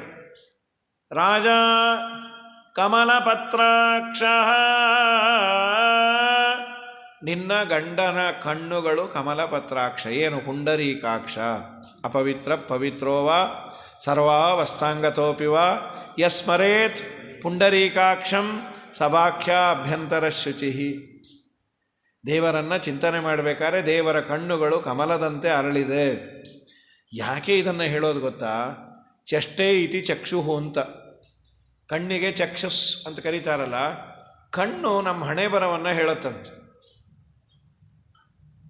ತುಂಬ ದುಃಖ ಇದ್ದರೆ ಅವ್ರು ಹೇಳೋದೇ ಬೇಡ, ಕಣ್ಣಲ್ಲೇ ಗೊತ್ತಾಗತ್ತೆ. ಯಾಕೆ ತುಂಬ ಕಷ್ಟ ಆಗಿದೆಯಾ? ನಿಮಗೆ ಗೊತ್ತಾಯಿತು? ಏನಿಲ್ಲಪ್ಪ, ನಿಮ್ಮ ಕಣ್ಣು ನೋಡಿದ್ರೆ ಗೊತ್ತಾಗೋಯ್ತಾ? ಏನು ಮಾಡೋದು? ಹಿಂದೆಲ್ಲ ಡಾಕ್ಟ್ರುಗಳು ಅಷ್ಟೇ, ಕಣ್ಣನ್ನು ಹೀಗೆ ನೋಡೋರು, ಅವ್ರಿಗೇನು ಗೊತ್ತಾಗೋದು ಒಂದು ಸಣ್ಣ ಮೆಡಿಸನ್ ಅವರೇ ಇದ್ದು ಕೊಟ್ಟು ಕಳಿಸೋರು, ಒಂದು ವಾರಕ್ಕೆ ಬಗೆಹರಿಯೋದು. ಈಗ ಕಣ್ಣು ಗಿಣ್ಣು ಯಾವುದೂ ನೋಡಲ್ಲ. ಆಮೇಲೆ ಅವನು ಕೊಟ್ಟು ಬಿಲ್ಲು ಪ್ರಿಸ್ಕ್ರಿಪ್ಷನ್ ನೋಡೇ ನಾವು ಕಣ್ಣು ಬಿಡೋ ಥರ ಇರುತ್ತೆ. ಏನು ಸಣ್ಣ ಕೆಮ್ಮು ಅಂತ ಹೋದರೆ 108 ಅದಕ್ಕೆ ಆ ಟೆಸ್ಟು ಈ ಟೆಸ್ಟು ಎಲ್ಲ ಟೆಸ್ಟ್ ಮಾಡಿ congratulations, you are well and good, okay, ನಿಮಗೇನೂ ಇಲ್ಲ, but you have to pay 50,000 ಅಂತ. ಯಾಕೆ? ಏನಿಲ್ಲ ಅಂತ ಇಷ್ಟೆಲ್ಲ ತಪಾಸಣೆ ಮಾಡಿದ್ದೀವಲ್ಲ ಅದಕ್ಕೆ. ತುಂಬ ಕಷ್ಟ ಇದೆ. ಚಷ್ಟೇ ಇತಿ ಚಕ್ಷು, ಅದನ್ನೇ ಇಂಗ್ಲೀಷ್ ಅಂದದ್ದು, face is the intellectual of mind. ನಿನ್ನ ಮುಖ ನಿನ್ನ ಹಣೆ ಬರಹವನ್ನು ಹೇಳತ್ತೆ. ನಿನ್ನ ಮುಖ ನೋಡಿದ್ರೆ ಗೊತ್ತಾಗಿ. ಕನ್ನಡದಲ್ಲಿ ಅದನ್ನೇ ಬೈತಾ ಇದ್ದ ಹಿಂದೆ, ಅವನ ಮುಖ ನೋಡು ಅಂತ. ಯಾಕೆಂದರೆ ಮುಖ ನೋಡಿದರೆ ಏನು ಅವನದ್ದು ಅಂತ, ಫೇಸ್ ರೀಡಿಂಗ್ ಅದು. ನಿನ್ನ ಗಂಡ ಪದ್ಮಪತ್ರಾಕ್ಷ, ಅರಳಿದ ಕಣ್ಣು ಯಾವಾಗಿರುತ್ತೆ ಅಂದರೆ ದುಃಖವೇ ಇಲ್ಲದೆ ಇದ್ದರೆ ಕಣ್ಣು ಅರಳಿರತ್ತೆ. ತುಂಬ ದುಃಖ ಇತ್ತು ಅಂದರೆ ಕಣ್ಣು ಬಾಡೋಗತ್ತೆ, ನಿದ್ದೆ ಬಿಟ್ಟಿದ್ರೆ ಕಣ್ಣು ಚಿಕ್ಕದಾಗಿರುತ್ತೆ, ಇನ್ನೇನೇನೋ ಹೀಟ್ ಆಗಿದ್ದರೆ ಕಣ್ಣು ಕೆಂಪಗಿರುತ್ತೆ, ಕಣ್ಣು ಬೇರೆ ಬೇರೆ ಥರ ಇರುತ್ತೆ. ಅದಕ್ಕೆ ಈ ಕರುಣಾನಿಧಿ ಕನ್ನಡಕ ಹಾಕೊಂಡ್ಬಿಟ್ಟಿರ್ತಾರೆ ಕೆಲವರು. ಅವ್ರು ಏನು ಕಣ್ಣು ಬಿಟ್ಟಿದಾರೋ ಮುಚ್ಚಿದಾರೋ ಅದನ್ನು ಹಾಕ್ಕೊಂಡು ಬಂದು ಪುರಾಣ ಕೂತ್ಬಿಟ್ರೆ ದೇವರೇ ದಿಕ್ಕದು. ಪುಂಡರೀಕ ನಿಭೇಕ್ಷಣರಲ್ಲ ಅವರು. ಹೀಗಾಗಿ ನಮ್ಮಪ್ಪನ ಕಣ್ಣು ಹೇಗಿದೆ? ರಾಮ ಕಮಲಪತ್ರಾಕ್ಷ ಸರ್ವಸತ್ವ ಮನೋಹರ ರೂಪದಾಕ್ಷಿಣ್ಯ ಸಂಪನ್ನ ಪ್ರಸೂತೋ ಜನಕಾತ್ಮಜೇ ತೇಜಸ ಆದಿತ್ಯ ಸಂಕಾಶ. ಸೂರ್ಯನನ್ನು ಮೀರಿಸುವಂತಹ ತೇಜಸ್. ನ ತದ್ಭಾಸಯತೆ ಸೂರ್ಯೋ ನ ಶಶಾಂಕೋ ನ ಪಾವಕಃ ಯದ್ ಗತ್ವಾ ನ ನಿವರ್ತಂತೆ ತದ್ಧಾಮ ಪರಮಂ ಮಮ ಅಂತ ಕೃಷ್ಣಗೀತೆಯಲ್ಲಿ ಹೇಳ್ದ. ಸೂರ್ಯ ನನ್ನ ಮನೆಯಲ್ಲಿ ಬೆಳಗಲ್ಲ, ಯಾಕೆಂದರೆ ಅವನನ್ನು ಮೀರಿಸಿದ ಬೆಳಕು ನಂದು. ಸೂರ್ಯನಿಗೆ ಬೆಳಗುವ ತಾಕತ್ತು ನನ್ನಿಂದ. ಭೀಷಾಸ್ಮಾದ್ ವಾತಪ್ಪವತಿ ಭೀಷೋದೇತಿ ಸೂರ್ಯ. ಸೂರ್ಯನಲ್ಲಿರುವ ಬಿಸಿ ನನ್ನದದು. ಇವನು ಹೇಳ್ತೇನೆ, ನಮ್ಮ ರಾಮಚಂದ್ರ ತೇಜಸ ಆದಿತ್ಯ ಸಂಕಾಶ ಕ್ಷಮಯ. ಏನು ನಿನ್ನ ಗಂಡನ ಕ್ಷಮಾಗುಣ. ಪೃಥ್ವೀ ಸಮಃ. ಸಾಮಾನ್ಯವಾಗಿ ಸಮಾಧಾನಕ್ಕೆ ಹೋಲಿಸೋದು ಭೂಮಿಯನ್ನು. ಭೂಮಾತೆ ಎಷ್ಟು ಸಮಾಧಾನ. ನಿಜವಾಗಲೂ ಅಗೀತೀವಿ, ಉಗೀತೀವಿ, ದಿನ ಮಲಮೂತ್ರ ವಿಸರ್ಜನೆ ಮಾಡ್ತೀವಿ. ಕೇಳ್ಕೋಬೇಕಂತ. ವಿಷ್ಣು ಪತ್ನಿ ನಮಸ್ತುಭ್ಯಂ ಪಾದಸ್ಪರ್ಶಂ ಕ್ಷಮಸ್ವಮೇ ಸಮುದ್ರ ವಸನೇ ದೇವಿ ಪರ್ವತಸ್ಥನಮಂಡಿತೆ. ವಿಷ್ಣು ಪತ್ನಿ ನಮಸ್ತುಭ್ಯಂ ಪಾದಸ್ಪರ್ಶಂ ಕ್ಷಮಸ್ವಮೇ. ನಮ್ಮಮ್ಮ, ಬೆಳಗಾಗೆದ್ದು ನಿನ್ನ ಮೇಲೆ ಪಾದ ಇಡ್ತೇನೆ, ಮಲಮೂತ್ರ ವಿಸರ್ಜನೆ ಮಾಡ್ತೇನೆ, ಉಗೀತೇನೆ, ಅಗೀತೇನೆ, ಕೋರ್ಟ್ಗೆ ಹಾಕ್ತೇನೆ, ನಂದು ಅಂತ ಹೊಡೆದಾಡ್ತೇನೆ, ಕಡೆಗೆ ಒಂದಿನ ಮಣ್ಣಲ್ಲೇ ಲೀನ ಆಗ್ತೇನೆ. ನಗತಾಳಂತ ಭೂದೇವಿ. ಇರೋ ಒಂದು ಕೆಲವು ದಿನಕ್ಕೆ ಎಷ್ಟು ಹೊಡೆದಾಡೋ ಒಂದಿನ ಕೃಷ್ಣಾರ್ಪಣ ಆಗ್ತಿರೋ ಅಂಥೇಳಿ ನಗತಾಳಂತ. ಅವಳಿಗೇನಾದರೂ ಬೇಜಾರಾಗಿ ಪಾಪಿಸ್ಟರ್ ಹೀಗೆಲ್ಲ ಮಾಡ್ಯಾರಂತ ಒಂದು 5 ಸಲ ರಿಲ್ಯಾಕ್ಸ್ ಆಗಲಿಕ್ಕೆ ಮೈ ಮುರಿದ್ರೆ ಗೋಯಿಂದ ಕಟ್ಟಿದ ಬಿಲ್ಡಿಂಗ್ ಎಲ್ಲ ಗತಿ ಏನು. ಇನ್ನು ನಾವೆಲ್ಲ ತುಂಬ ಹೊತ್ತು ಮಲಗಿ ರಿಲ್ಯಾಕ್ಸ್ ಆಗ್ತೀವಲ್ಲ, ಕೆಲವರು ತುಂಬ ಕೆಟ್ಟದಾಗೆ ಮೈ ಮುರಿತಾ ಇರ್ತಾರೆ ಅಂಥೇಳಿ. ಯಾರೋ ನೋಡಿದವ್ರು ಅಂದ್ರೆ ಸಾರ್ ಏನಾಗಿಲ್ಲ, ತಿಂದು ಹೆಚ್ಚಾಗಿದೆ, ಬಿದ್ದುಕೊಂಡು ಜಾಸ್ತಿ ಆಗಿದೆ ಅಷ್ಟೇ, ಅವ್ರು ಏನೇನೇನೇನು ಮಾಡಿಲ್ಲ. ಅದಕ್ಕೆ ದಾಸರಂದ್ರು ಹಬ್ಬ ಅಣ್ಣ ಅನ್ಬೇಡೋ ಮಕ್ಕಳಾಡಿಸುವಾಗ. ಪುರಂದರದಾಸರಂದದ್ದು ಇದೇನು ನಾ ಹೇಳಿದೆ. ಮಲಗೆದ್ದು ಮೈ ಮುರಿದು ಏಳುತ್ತಲಾಗೊಮ್ಮೆ ಕೃಷ್ಣಾಯನ ಬಾರದೆ ನಿತ್ಯ ಸುಳಿದಾಡುತ್ತ ಮನೆಯೊಳಗಾದರೂ ಒಮ್ಮೆ ಕೃಷ್ಣಾಯನ ಬಾರದೆ, ಶ್ರೀ ಕೃಷ್ಣಾಯನ ಬಾರದೆ. ಮಲಗೆದ್ದು ಮೈ ಮುರಿದು ಏಳುತ್ತಲಾಗೊಮ್ಮೆ, ಮೈ ಮುರಿಬೇಕಾದ್ರೆ ಅಬ್ಬ ಅಮ್ಮ ಏನು ಬೇಡ, ನಾರಾಯಣ ಕೃಷ್ಣ ಗೋವಿಂದ. ವದರಾಜ ಸ್ವಾಮಿಗಳೊಂದು ಕೃತಿ ಇದೆ, ಮಾತು ಮಾತಿಗೆ ಕೇಶವ ನಾರಾಯಣ ಮಾಧವ ಎನಬಾರದೆ. ಪ್ರಾತಃ ಕಾಲದೊಳೆದ್ದು ಪಾರ್ಥ ಸಾರಥಿಯನು ಪ್ರೀತಿಲಿ ನೆನೆದರೆ ಪ್ರೀತನಾಗುವ ಹರಿ. ಮಾತು ಮಾತಿಗೆ ಕೇಶವ ನಾರಾಯಣ ಮಾಧವ ಎನಬಾರದೆ. ಜಲಜಾನಾಭನ ನಾಮವು ಈ ಜಗಕ್ಕೆಲ್ಲ ಜನನ ಮರಣ ಹರವು. ಸುಲಭವೆಂದೆನಲಾಗಿ ಸುಖಕ್ಕೆ ಕಾರಣವೀದು ಬಲ್ಲಿದ ಪಾಪಂಗಳ ಪರಿಹರಿಸುವುದೆಂದು ತಿಳಿದು ತಿಳಿಯದಿಹರೆ. ಹೇ ಜಿಕ್ವೆ ಮಾಧವಯನ ಬಾರದೆ. ಮಾತು ಮಾತಿಗೆ ಕೇಶವ. ಹಾಗಾಗಿ ಎಲ್ಲ ಸಮಯದಲ್ಲೂ ಹರಿಸ್ಮರಣೆ ಮಾಡು. ಮಾತು ಮಾತಿಗೆ ಈ ಪ್ರಿಫಿಕ್ಸು ಸಫಿಕ್ಸು ಮಾತಿನಲ್ಲಿ ಅಭ್ಯಾಸ ಅದು ಬೇಕಾಗಿಲ್ಲ, ಹಾಗೆ ಅಭ್ಯಾಸ ಮಾಡಿಕೊಂಡು ಬಿಟ್ಟಿರ್ತೀವಿ. ಸರ್ ನೀವು ಎಲ್ಲಿಂದ ಬಂದ್ರಿ? ಅಯ್ಯೋ ಅಪ್ಪ, ಅವರಂದ್ರು ಎಲ್ಲಿಂದ ಬಂದ್ರಿ ಇಷ್ಟು ಬೇಕಾ? ಅಯ್ಯೋ ತಡೀರಿ ಸರ್, ನಮಗಿದೆಲ್ಲ ಹೇಳದೇ ಇದ್ರೆ ಎಲ್ಲಿಂದ ಬಂದ್ವಿ ಅಂತ ಹೇಳಲಿಕ್ಕೆ ಆಗಲ್ಲ ಅಂಥೇಳಿ ಕುಂದಾಪುರದಿಂದ ಬಂದೆ. ಇಷ್ಟನ್ನು ಹೇಳಕ್ಕೆ ಅಯ್ಯೋ ಅಮ್ಮ, ಈ ಕೇಳಿದವ್ರಿಗೆ ಏನೇನಾಗಿದೆಯೋ ಅಂತ ಭಯ ಆಗಿ ಅದು ಪ್ರಿಫಿಕ್ಸು ಸಫಿಕ್ಸ್ ಇರುತ್ತದೆ. ನಮ್ಮ ರಾಜರಂದರು ನಾರಾಯಣ ಕೃಷ್ಣ ಗೋವಿಂದ ಸೇರಿಸೋಣ.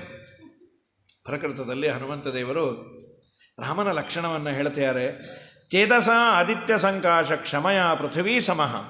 ಏನು ರಾಮನ ಸಹನೆ ಪೃಥ್ವಿಯನ್ನು ಮೀರಿಸತ್ತೆ.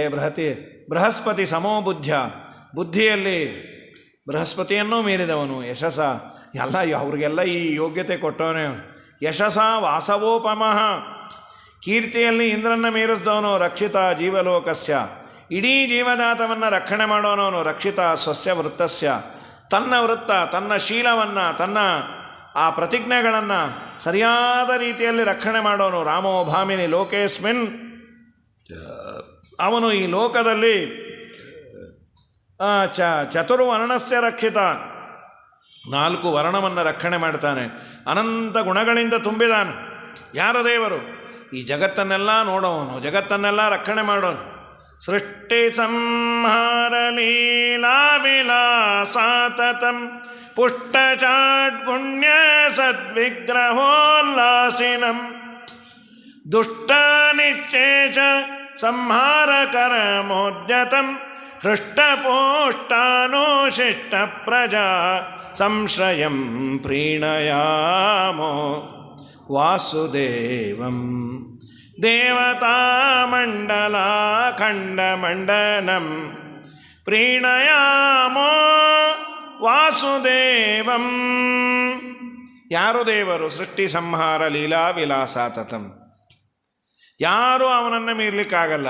ಎಲ್ಲರನ್ನೂ ಅವನು ಮೀರಿದ್ದಾನೆ. ತುಂಬ ಚೆನ್ನಾಗಿದೆ ಆಚಾರ್ಯರ ಎಲ್ಲವೂ ಚಂದ. 8ನೇ ಅಧ್ಯಾಯ ಕೇಳಲಿಕ್ಕಷ್ಟೇ ಅಲ್ಲ, ಅರ್ಥವೂ ಅತೀ ಚೆನ್ನಾಗಿದೆ. ಪಶ್ಯತಾಂ ದುಃಖ ಸಂತಾನ ನಿರ್ಮೂಲನಂ ದೃಶ್ಯತಾಂ ಇತ್ಯಜೇಶಾರ್ಚಿತಂ ನಶ್ಯತಾಂ ದೂರಗಂ ಸರ್ವದಾಪ್ಯಾತ್ಮಗಂ ವಶ್ಯತಾಂ ಸ್ವೇಚ್ಛಯ ಸಜ್ಜನೇ ಸ್ವಾಗತಂ ಪ್ರೀಣಯಾಮೋ ವಾಸುದೇವಂ. ಯಾರು ದೇವರು? ಪಶ್ಯತಾಂ ದುಃಖ ಸಂತಾನ ನಿರ್ಮೂಲನಂ. ಬಿಂಬರೂಪವನ್ನು ನೋಡಿದವರ ದುಃಖದ ಪರಂಪರೆಯನ್ನೇ ನಾಶ ಮಾಡ್ತಾನೆ. ದೃಶ್ಯತಾಂ ಎಷ್ಟು ನೋಡಿದರೂ ಇನ್ನೂ ನೋಡಬೇಕು ಅನ್ನೋ ತವಕ ಇದೆ. ಅಂದರೆ ಕೆಲವು ಪದಾರ್ಥವನ್ನು ಒಮ್ಮೆ ನೋಡಿದರೆ ತುಂಬ ಅಡ್ವರ್ಟೈಸ್ ಮಾಡಿರ್ತಾರೆ ಕೆಲವರು. ಸಾರ್ ನೀವು ನೋಡಲೇಬೇಕು ಸಾರ್ ಅಂತ. ಇವು ನೋಡ್ಕೊಂಬಂದ್ಮೇಲೆ ಅವ್ರಿಗೇನು ಅಷ್ಟು ಅನಿಸಲ್ಲ. ಏನು ನೀವು ಅಷ್ಟೊಂದು ಹೊಗಳಿದ್ರಿ? ಇಲ್ಲ ನಾನು ಹೋಗಿದ್ದಲ್ಲ, ನನಗೂ ಹೀಗೆ ಯಾರೋ ಟೋಪಿ ಹಾಕಿದ್ರು, ನಾನು ಇನ್ನೊಬ್ರಿಗೆ ಹಾಕೋಣ ಅಂತಂದೆ, ನಮಗೂ ಅದೇ ಅನ್ನಿಸ್ತು ಅಂತ. ಹಾಗೆ ದೇವರನ್ನು ನೋಡೋವರೆಗೂ ಕ್ಯೂರಿಯಾಸಿಟಿ, ನೋಡಿದ ಮೇಲೆ ಅಯ್ಯ ಇಷ್ಟನಾ? ಇಲ್ಲ ಇಲ್ಲ ಇಲ್ಲ, ಎಷ್ಟು ನೋಡಿದರು. ನಿತ್ಯ ನೂತನ ನಮಗಲ್ಲ, ಲಕ್ಷ್ಮೀದೇವಿಗಂತ.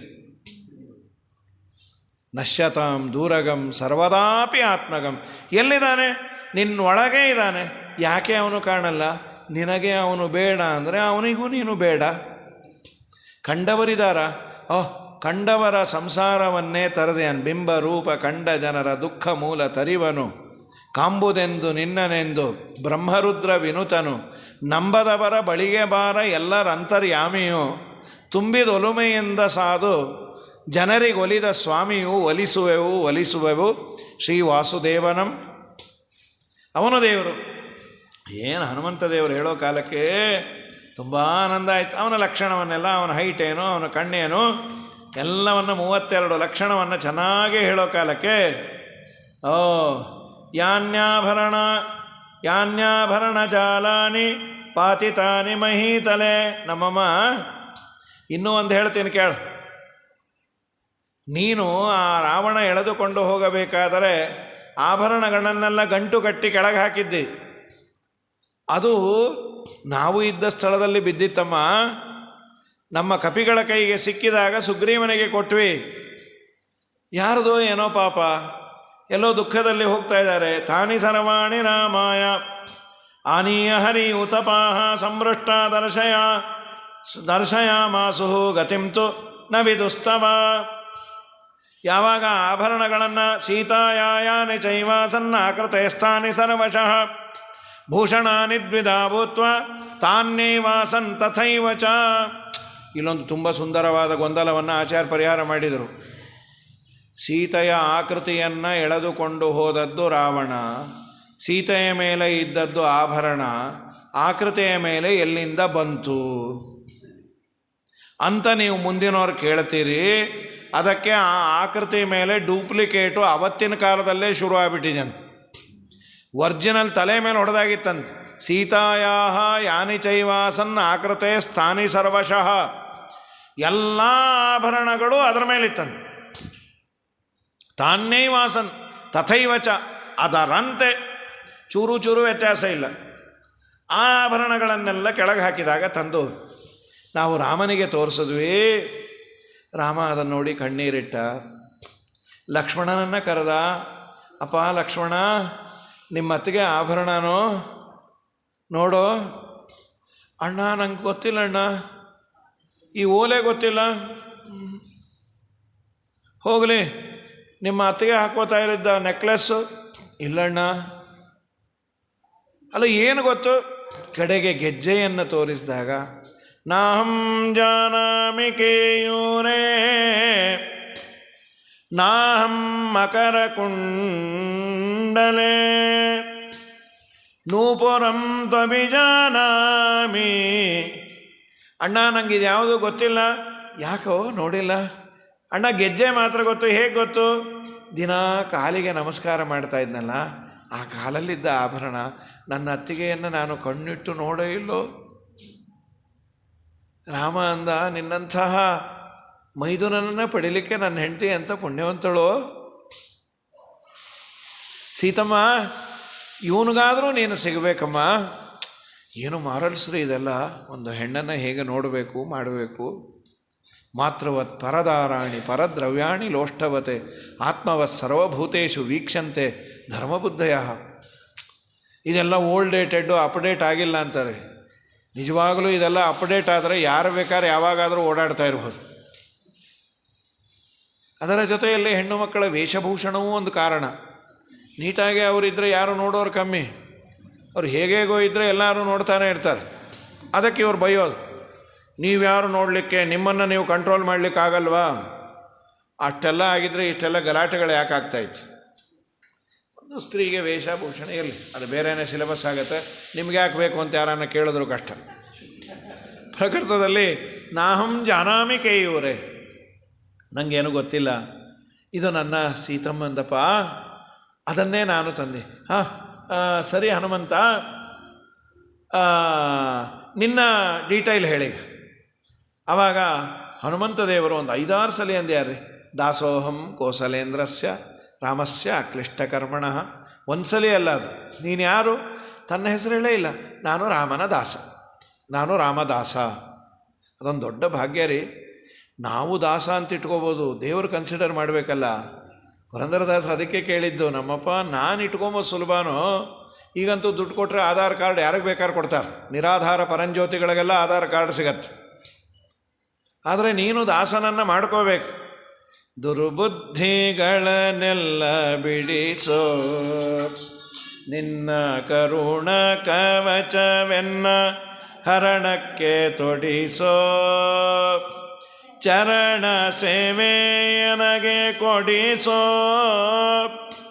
ಅಭಯಕರ ಪುಷ್ಪವೆನ್ನಯ ಶಿರದಲ್ಲಿ ಮುಡಿಸೋ, ದಾಸನ ಮಾಡಿಕೋ ಎನ್ನ ಸ್ವಾಮಿ ಸಾಸಿರ ನಾಮದ ವೆಂಕಟರಮಣ, ದಾಸನ ಮಾಡಿಕೋ ಎನ್ನ.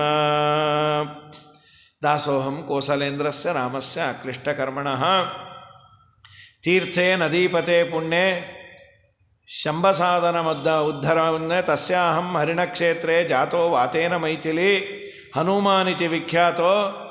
ನಾನು ಹನುಮಂತ ಅಂತ ವಾಯುದೇವರ ಸುತಾಮ, ವಿಶ್ವಾಸಾರ್ಥಂತು ವೈದೇಹಿ ಭರ್ತೃರುಕ್ತ ಮಯಾ ಗುಣಾಃ. ನಿನಗೆ ವಿಶ್ವಾಸ ಬರಲಿ ಅಂತ ನಾನು ನಿನ್ನ ಗಂಡನ ಗುಣಗಳನ್ನು ಹೇಳಿದೆ. ಒಂದು ಹೇಳ, ನಿನ್ನ ಗಂಡನ ಗುಣಗಳನ್ನು ಹೇಳಿ ಮುಗಿಸ್ಲಿಕ್ಕಾಗಲ್ಲ, ಅದೇ ನಿನ್ನ ಗಂಡನ ದೊಡ್ಡ ಗುಣ. ದೇವರ ಬಗ್ಗೆ ಏನು ಗೊತ್ತು? ದೇವರ ಬಗ್ಗೆ ಪೂರ್ಣ ಪ್ರಮಾಣದಲ್ಲಿ ಹೇಳಿ ಮುಗಿಸ್ಲಿಕ್ಕಾಗಲ್ಲ ಅನ್ನೋದು ಗೊತ್ತು. ಮಿಥಿನಿ ಪರಮಣ್ವಂಬು ಕಣಂಗಳ ನೈದಬಹುದು ಪರಿಗಣತಿಯನು, ಮಾಧವನಾನಂದಾದಿ ಗುಣಗಳನಾದಿ ಕಾಲದಿಂ ಅಗಣಿತವೆಂಬುದೇ ಫಲವಿದು ಬಾಳದುದಕ್ಕೆ, ಸಿರಿನಿಲಯನ ಗುಣಗಳ ತಿಳಿದು ಭಜಿಸುವುದೇ ಫಲವಿದು ಬಾಳದುದಕ್ಕೆ. ಸರಿ, ರಾಮ ಏನಾದರೂ ಕೊಟ್ಟ್ಯಾನ? ಕುರುಹು, ಅಮ್ಮ ರಾಮ ಒಂದು ಉಂಗುರ ಕೊಟ್ಟ್ಯಾನೆ. ಹಾಂ, ಉಂಗುರವ ಎಲ್ಲಿ ತೋರಿಸು? ಆ ಉಂಗುರವನ್ನು ನೋಡೋ ಕಾಲಕ್ಕೆ ಕಣ್ಣೀರು ಹಾಕಿದ್ಲು. ಕೊಡಪ್ಪ. ಛೇ ಛೇ ಛೇ ಛೇ, ಏನಮ್ಮ ಹಾಗಂತಿ? ಮತ್ತೇನಿದು ತೋರ್ಸಕ್ಕೆ ತಂದ್ಯಾಪ ಶೋರೂಮ? ಅಲ್ಲ ಅಲ್ಲ ಅಲ್ಲ, ನೀನು ಕೈ ಹೀಗೆ ಮಾಡೋದಾ? ಜಗತ್ತಿಗೆ ಅನ್ನ ಹಾಕುವ ಕೈ ಅದು, ಯಾವತ್ತೂ ನಿನ್ನ ಕೈಲಿ ಮೇಲೆ ಇರಬೇಕಮ್ಮ ತಾಯಿ. ಮತ್ತು ಉಂಗುರ ನಾನು ಹೀಗೆ ಇಟ್ಕೋತೀನಿ, ನೀನೇ ತಗೋ. ದೊಡ್ಡವರು ಮನೆಗೆ ಬಂದಾಗ ನಾವು ಕೊಟ್ವಿ ಅನ್ನಬಾರ್ದಂತ. ಸ್ವಾಮಿ ನಿಮ್ಮದೇ ಇದು. ಮನೆಗೆ ಸ್ವಾಮಿಗಳು ಬರ್ತಾರೆ, ಪಾದಪೂಜೆ ಕರೆದ್ವಿ, ದೇವ್ರ ಮನೇಲಿ ಮಂಗಳಾರತಿ ಮಾಡಿಸ್ತೀವಿ. ಸ್ವಾಮಿಗಳಂತಾರೆ, ಏನು ಇಷ್ಟು ಚೆನ್ನಾಗಿದೆ ಪ್ರತಿಮೆ, ಕೊಡ್ತೀಯಾ? ಅವಶ್ಯ ಸ್ವಾಮಿ, ತಾವು ತೊಗೊಂಡೋಗಿ 15 ದಿನ ಪೂಜೆ ಮಾಡಿ ಕೊಟ್ಟರೆ ಇನ್ನೂ ಸನ್ನಿಧಾನ ಬರುತ್ತೆ ಅಂತ ಕೊಡಿ ಅನ್ನೋ ಕ್ಲಾಸೇ ಹಾಕಿ ಹೇಳಬೇಕು. ಅದು ಬಿಟ್ಟುಬಿಟ್ಟು ಹೇಗೆ ಕೊಡೋಕ್ಕಾಗ ಸ್ವಾಮಿ, ನಿಮ್ಮ ಪ್ರತಿಮೆ ಕೊಡ್ತೀರಾ? ಕೊಡ್ತೀವಿ, ನೀವು ಪೂಜೆ ಮಾಡ್ತೀಯಾ? ಅನಂತ ಜನ್ಮದ ಪುಣ್ಯ ಇದ್ದರೆ ಆಚಾರ ಕರಾರ್ಚಿತ ಪ್ರತಿಮೆಗಳನ್ನು ಮುಟ್ಟೋ ಭಾಗ್ಯ ಅದು. ಸುಮ್ಮನೆ ಎಲ್ಲರಿಗೂ ಬರೋದಿಲ್ಲ. ಹಾಗಾಗಿ ದೊಡ್ಡವರು ಬಂದಾಗ ಸಾಮಾನ್ಯ ನಮ್ಮ ಮನೆಗಳಲ್ಲಿ ಹೀಗೆ ಹೇಳೋದಲ್ಲ, ನಮ್ಮದೇ ನಿಮ್ಮದೇ ಅಲ್ಲ ತಗೊಳ್ಳಿ. ಅದು ಅವರು ಅಷ್ಟೇ ಹೇಳಿದ್ದಾರೆ ಅಂತ ಇಟ್ಕೊಂಡು ಸ್ವಾಮಿ ನಿಮ್ಮದೇ ಮನೆ ಅಂದ್ಕೊಳ್ರಿ ಅಂತ ಮಾರನೇ ದಿನ ರಿಜಿಸ್ಟ್ರೇಷನ್ಗೆಲ್ಲ ರೆಡಿ ಆಗಿಬಿಡಬಾರ್ದು. ಬಾಪ ಹಾಗೆ ಬಿಟ್ಕೊಟ್ಟವರು ಇದ್ದಾರೆ ರೀ. ಆ ಗುರುಗಳಿಗೆ ಮನೆ ಇಷ್ಟ ಅಂತ ಆದರೆ ಮನೆಯನ್ನು ಬರೆದು ಕೊಟ್ಟು ಕೃಷ್ಣಾರ್ಪಣೆ ಹೇಳಿ ಹೋದಂಥವರು ಪುಣ್ಯಾತ್ಮರಿದ್ದಾರೆ. ಹಾಗಾಗಿ ನಂದೇನದು ಸ್ವಾಮಿ ನಿಂದೆ, ನೀನೇ ತಗೋಮ್ಮ, ನೀನೇ ತಗೋ. ಗೃಹೀತ್ವಾ ಪ್ರೇಕ್ಷಮಾಣಸ ಭರ್ತುಕ್ಕರ ವಿಭೂಷಣಂ ಭರ್ತಾರಮಿವ ಸಂಪ್ರಾಪ್ತಂ. ಗಂಡನ್ನೇ ನೋಡಿದಷ್ಟು ಆನಂದ, ಹೋ ಅಂತ ಕಣ್ಣೀರು ಹಾಕ್ತಾಳೆ. ಏನಿದು? ಅದು ಏನು ಅಂದರೆ ಅದರ ಹಿಂದೆ ಒಂದು ಕಥೆ ಸುವಿದ್ಯೇಂದ್ರರು ಹೇಳಿದ್ರು. ಆ ಉಂಗುರದ ಹಿಂದೆ ಒಂದು ಕಥೆ, ಒಂದು ಯಾವುದೋ ರಾಮಾಯಣದಲ್ಲಿ ಇದೆಯಂತೆ. ಸೀತೆಯನ್ನು ರಾಮಚಂದ್ರ ನೋಡಿದಾಗ ಸೀತೆಗೆ ಒಂದು ಉಂಗುರವನ್ನು ರಾಮಚಂದ್ರ ತೊಡಸಿದ್ನಂತೆ ಫಸ್ಟ್. ಅದು ಅಷ್ಟಕ್ಕೆ ಸೀಮಿತ. ಈಗಿನವರೆಲ್ಲ ಈ ವೆಡ್ಡಿಂಗು ಇದು ಮೊದಲು ಎಂಗೇಜ್ಮೆಂಟಲ್ಲಿ ರಿಂಗ್ ಚೇಂಜ್ ಮಾಡ್ಕೊಬೋದು, ಅದೆಲ್ಲ ರಾಮಾಯಣ ಏನು ಹೇಳಿಲ್ಲ. ಕೆಲವು ರಾಮಾಯಣವೇ ಅನ್ಕೋತಾರೆ, ಅದೇನಿಲ್ಲ. ಶ್ರೀರಾಮಚಂದ್ರ ಒಂದು ಉಂಗುರವನ್ನು ಹಾಕಿದ. ಸೀತಾ ಅದನ್ನು ಮೊದಲನೇ ಬಾರಿ ನೀವು ನೋಡಿದಾಗ ಅಂತ ಕೈಗೆ ಹಾಕ್ಕೊಂಡಿದ್ದು. ಅರಣ್ಯಕ್ಕೆ ಬರಬೇಕಾದರೆ ಎಲ್ಲ ಆಭರಣಗಳನ್ನು ತೆಗೆದಿಟ್ಟು ಬಂದ್ಲು. ಇದೊಂದು ಮಾತ್ರ ಹಾಕ್ಕೊಂಡೇ ಬಂದ್ಲಂತೆ. ನನ್ನ ಗಂಡ ಮೊದಲು ಫಸ್ಟ್ ಸೈಟಲ್ಲಿ ಕೊಟ್ಟಿರೋದು ಅಂತ ಆಯಿತು. ಅರಣ್ಯಕ್ಕೆ ಬಂದಿದ್ಲು. ಅರಣ್ಯದಲ್ಲಿ ಏನಾಯಿತು, ಗುಹಾ ಅನ್ನೋನು ಗಂಗೆಯನ್ನು ದಾಟಿಸ್ದ. ಶ್ರೀರಾಮಚಂದ್ರ ಗುಹನಿಗೆ ಏನಾದರೂ ಕೊಡಬೇಕು. ನದಿ ದಾಟಿಸ್ಯಾನೆ, ನೋಡ್ತಾ ಇದ್ದಾನೆ, ಏನೂ ಇಲ್ಲ. ಸಾಮಾನ್ಯರಂತೆ ನಟನೆ ಮಾಡಿ, ಏನಿಲ್ಲ ರಾಮನ ಹತ್ರ, ಎಲ್ಲ ಬಿಟ್ಟು ಬಂದ್ಬಿಟ್ಯಾನೆ, ಏನಾದರೂ ಕೊಟ್ಟರೆ ಚೆನ್ನಾಗಿರೋದು. ಹೆಂಡತಿ ಇಂಗಿತಜ್ಞರು ಅಂತ ಕರೀತಾರೆ. ಗಂಡಂಗೆ ಏನು ಬೇಕೋ ಅದನ್ನು ತಿಳ್ಕೊಂಡು ಅದಕ್ಕೆ ತಕ್ಕಂತೆ ನಡೆಯೋರು. ಗಂಡಂಗೆ ಏನು ಬೇಕೋ ಅದನ್ನು ತಿಳ್ಕೋತಾರೆ. ಪ್ರಾಯ ಇವತ್ತಾಗಿದ್ದರೆ ಪಟ್ಟಂತ ಮುಚ್ಕೊಂಡ್ಬಿಡೋರು, ಇನ್ನು ಇದಕ್ಕೂ ಬಂತು ಸಂಚಕಾರ ಅಂತ. ಇರೋದೇ ಒಂದು. ಅವಳಂದು ಉಂಗುರ ಬಿಚ್ಚಿ ಕೊಟ್ಟುಬಿಟ್ಲಂತೆ. ತಗೊಳ್ಳಿ, ಇದು ಇದನ್ನ್ಯಾಕೆ ಹಾಕೊಂಬಂದಿದ್ದಿ, ನೀವು ಅವತ್ತು ನೋಡಿದಾಗ ಕೊಟ್ಟಿದ್ರಲ್ಲ, ತುಂಬ ಸಂತೋಷ, ಒಳ್ಳೆಯದಾಯಿತು, ಅವನಿಗೆ ಕೊಡ್ತೇನೆ. ಗುಹನಿಗೆ ಅದನ್ನು ಕೊಟ್ಟನಂತೆ ಶ್ರೀರಾಮಚಂದ್ರ.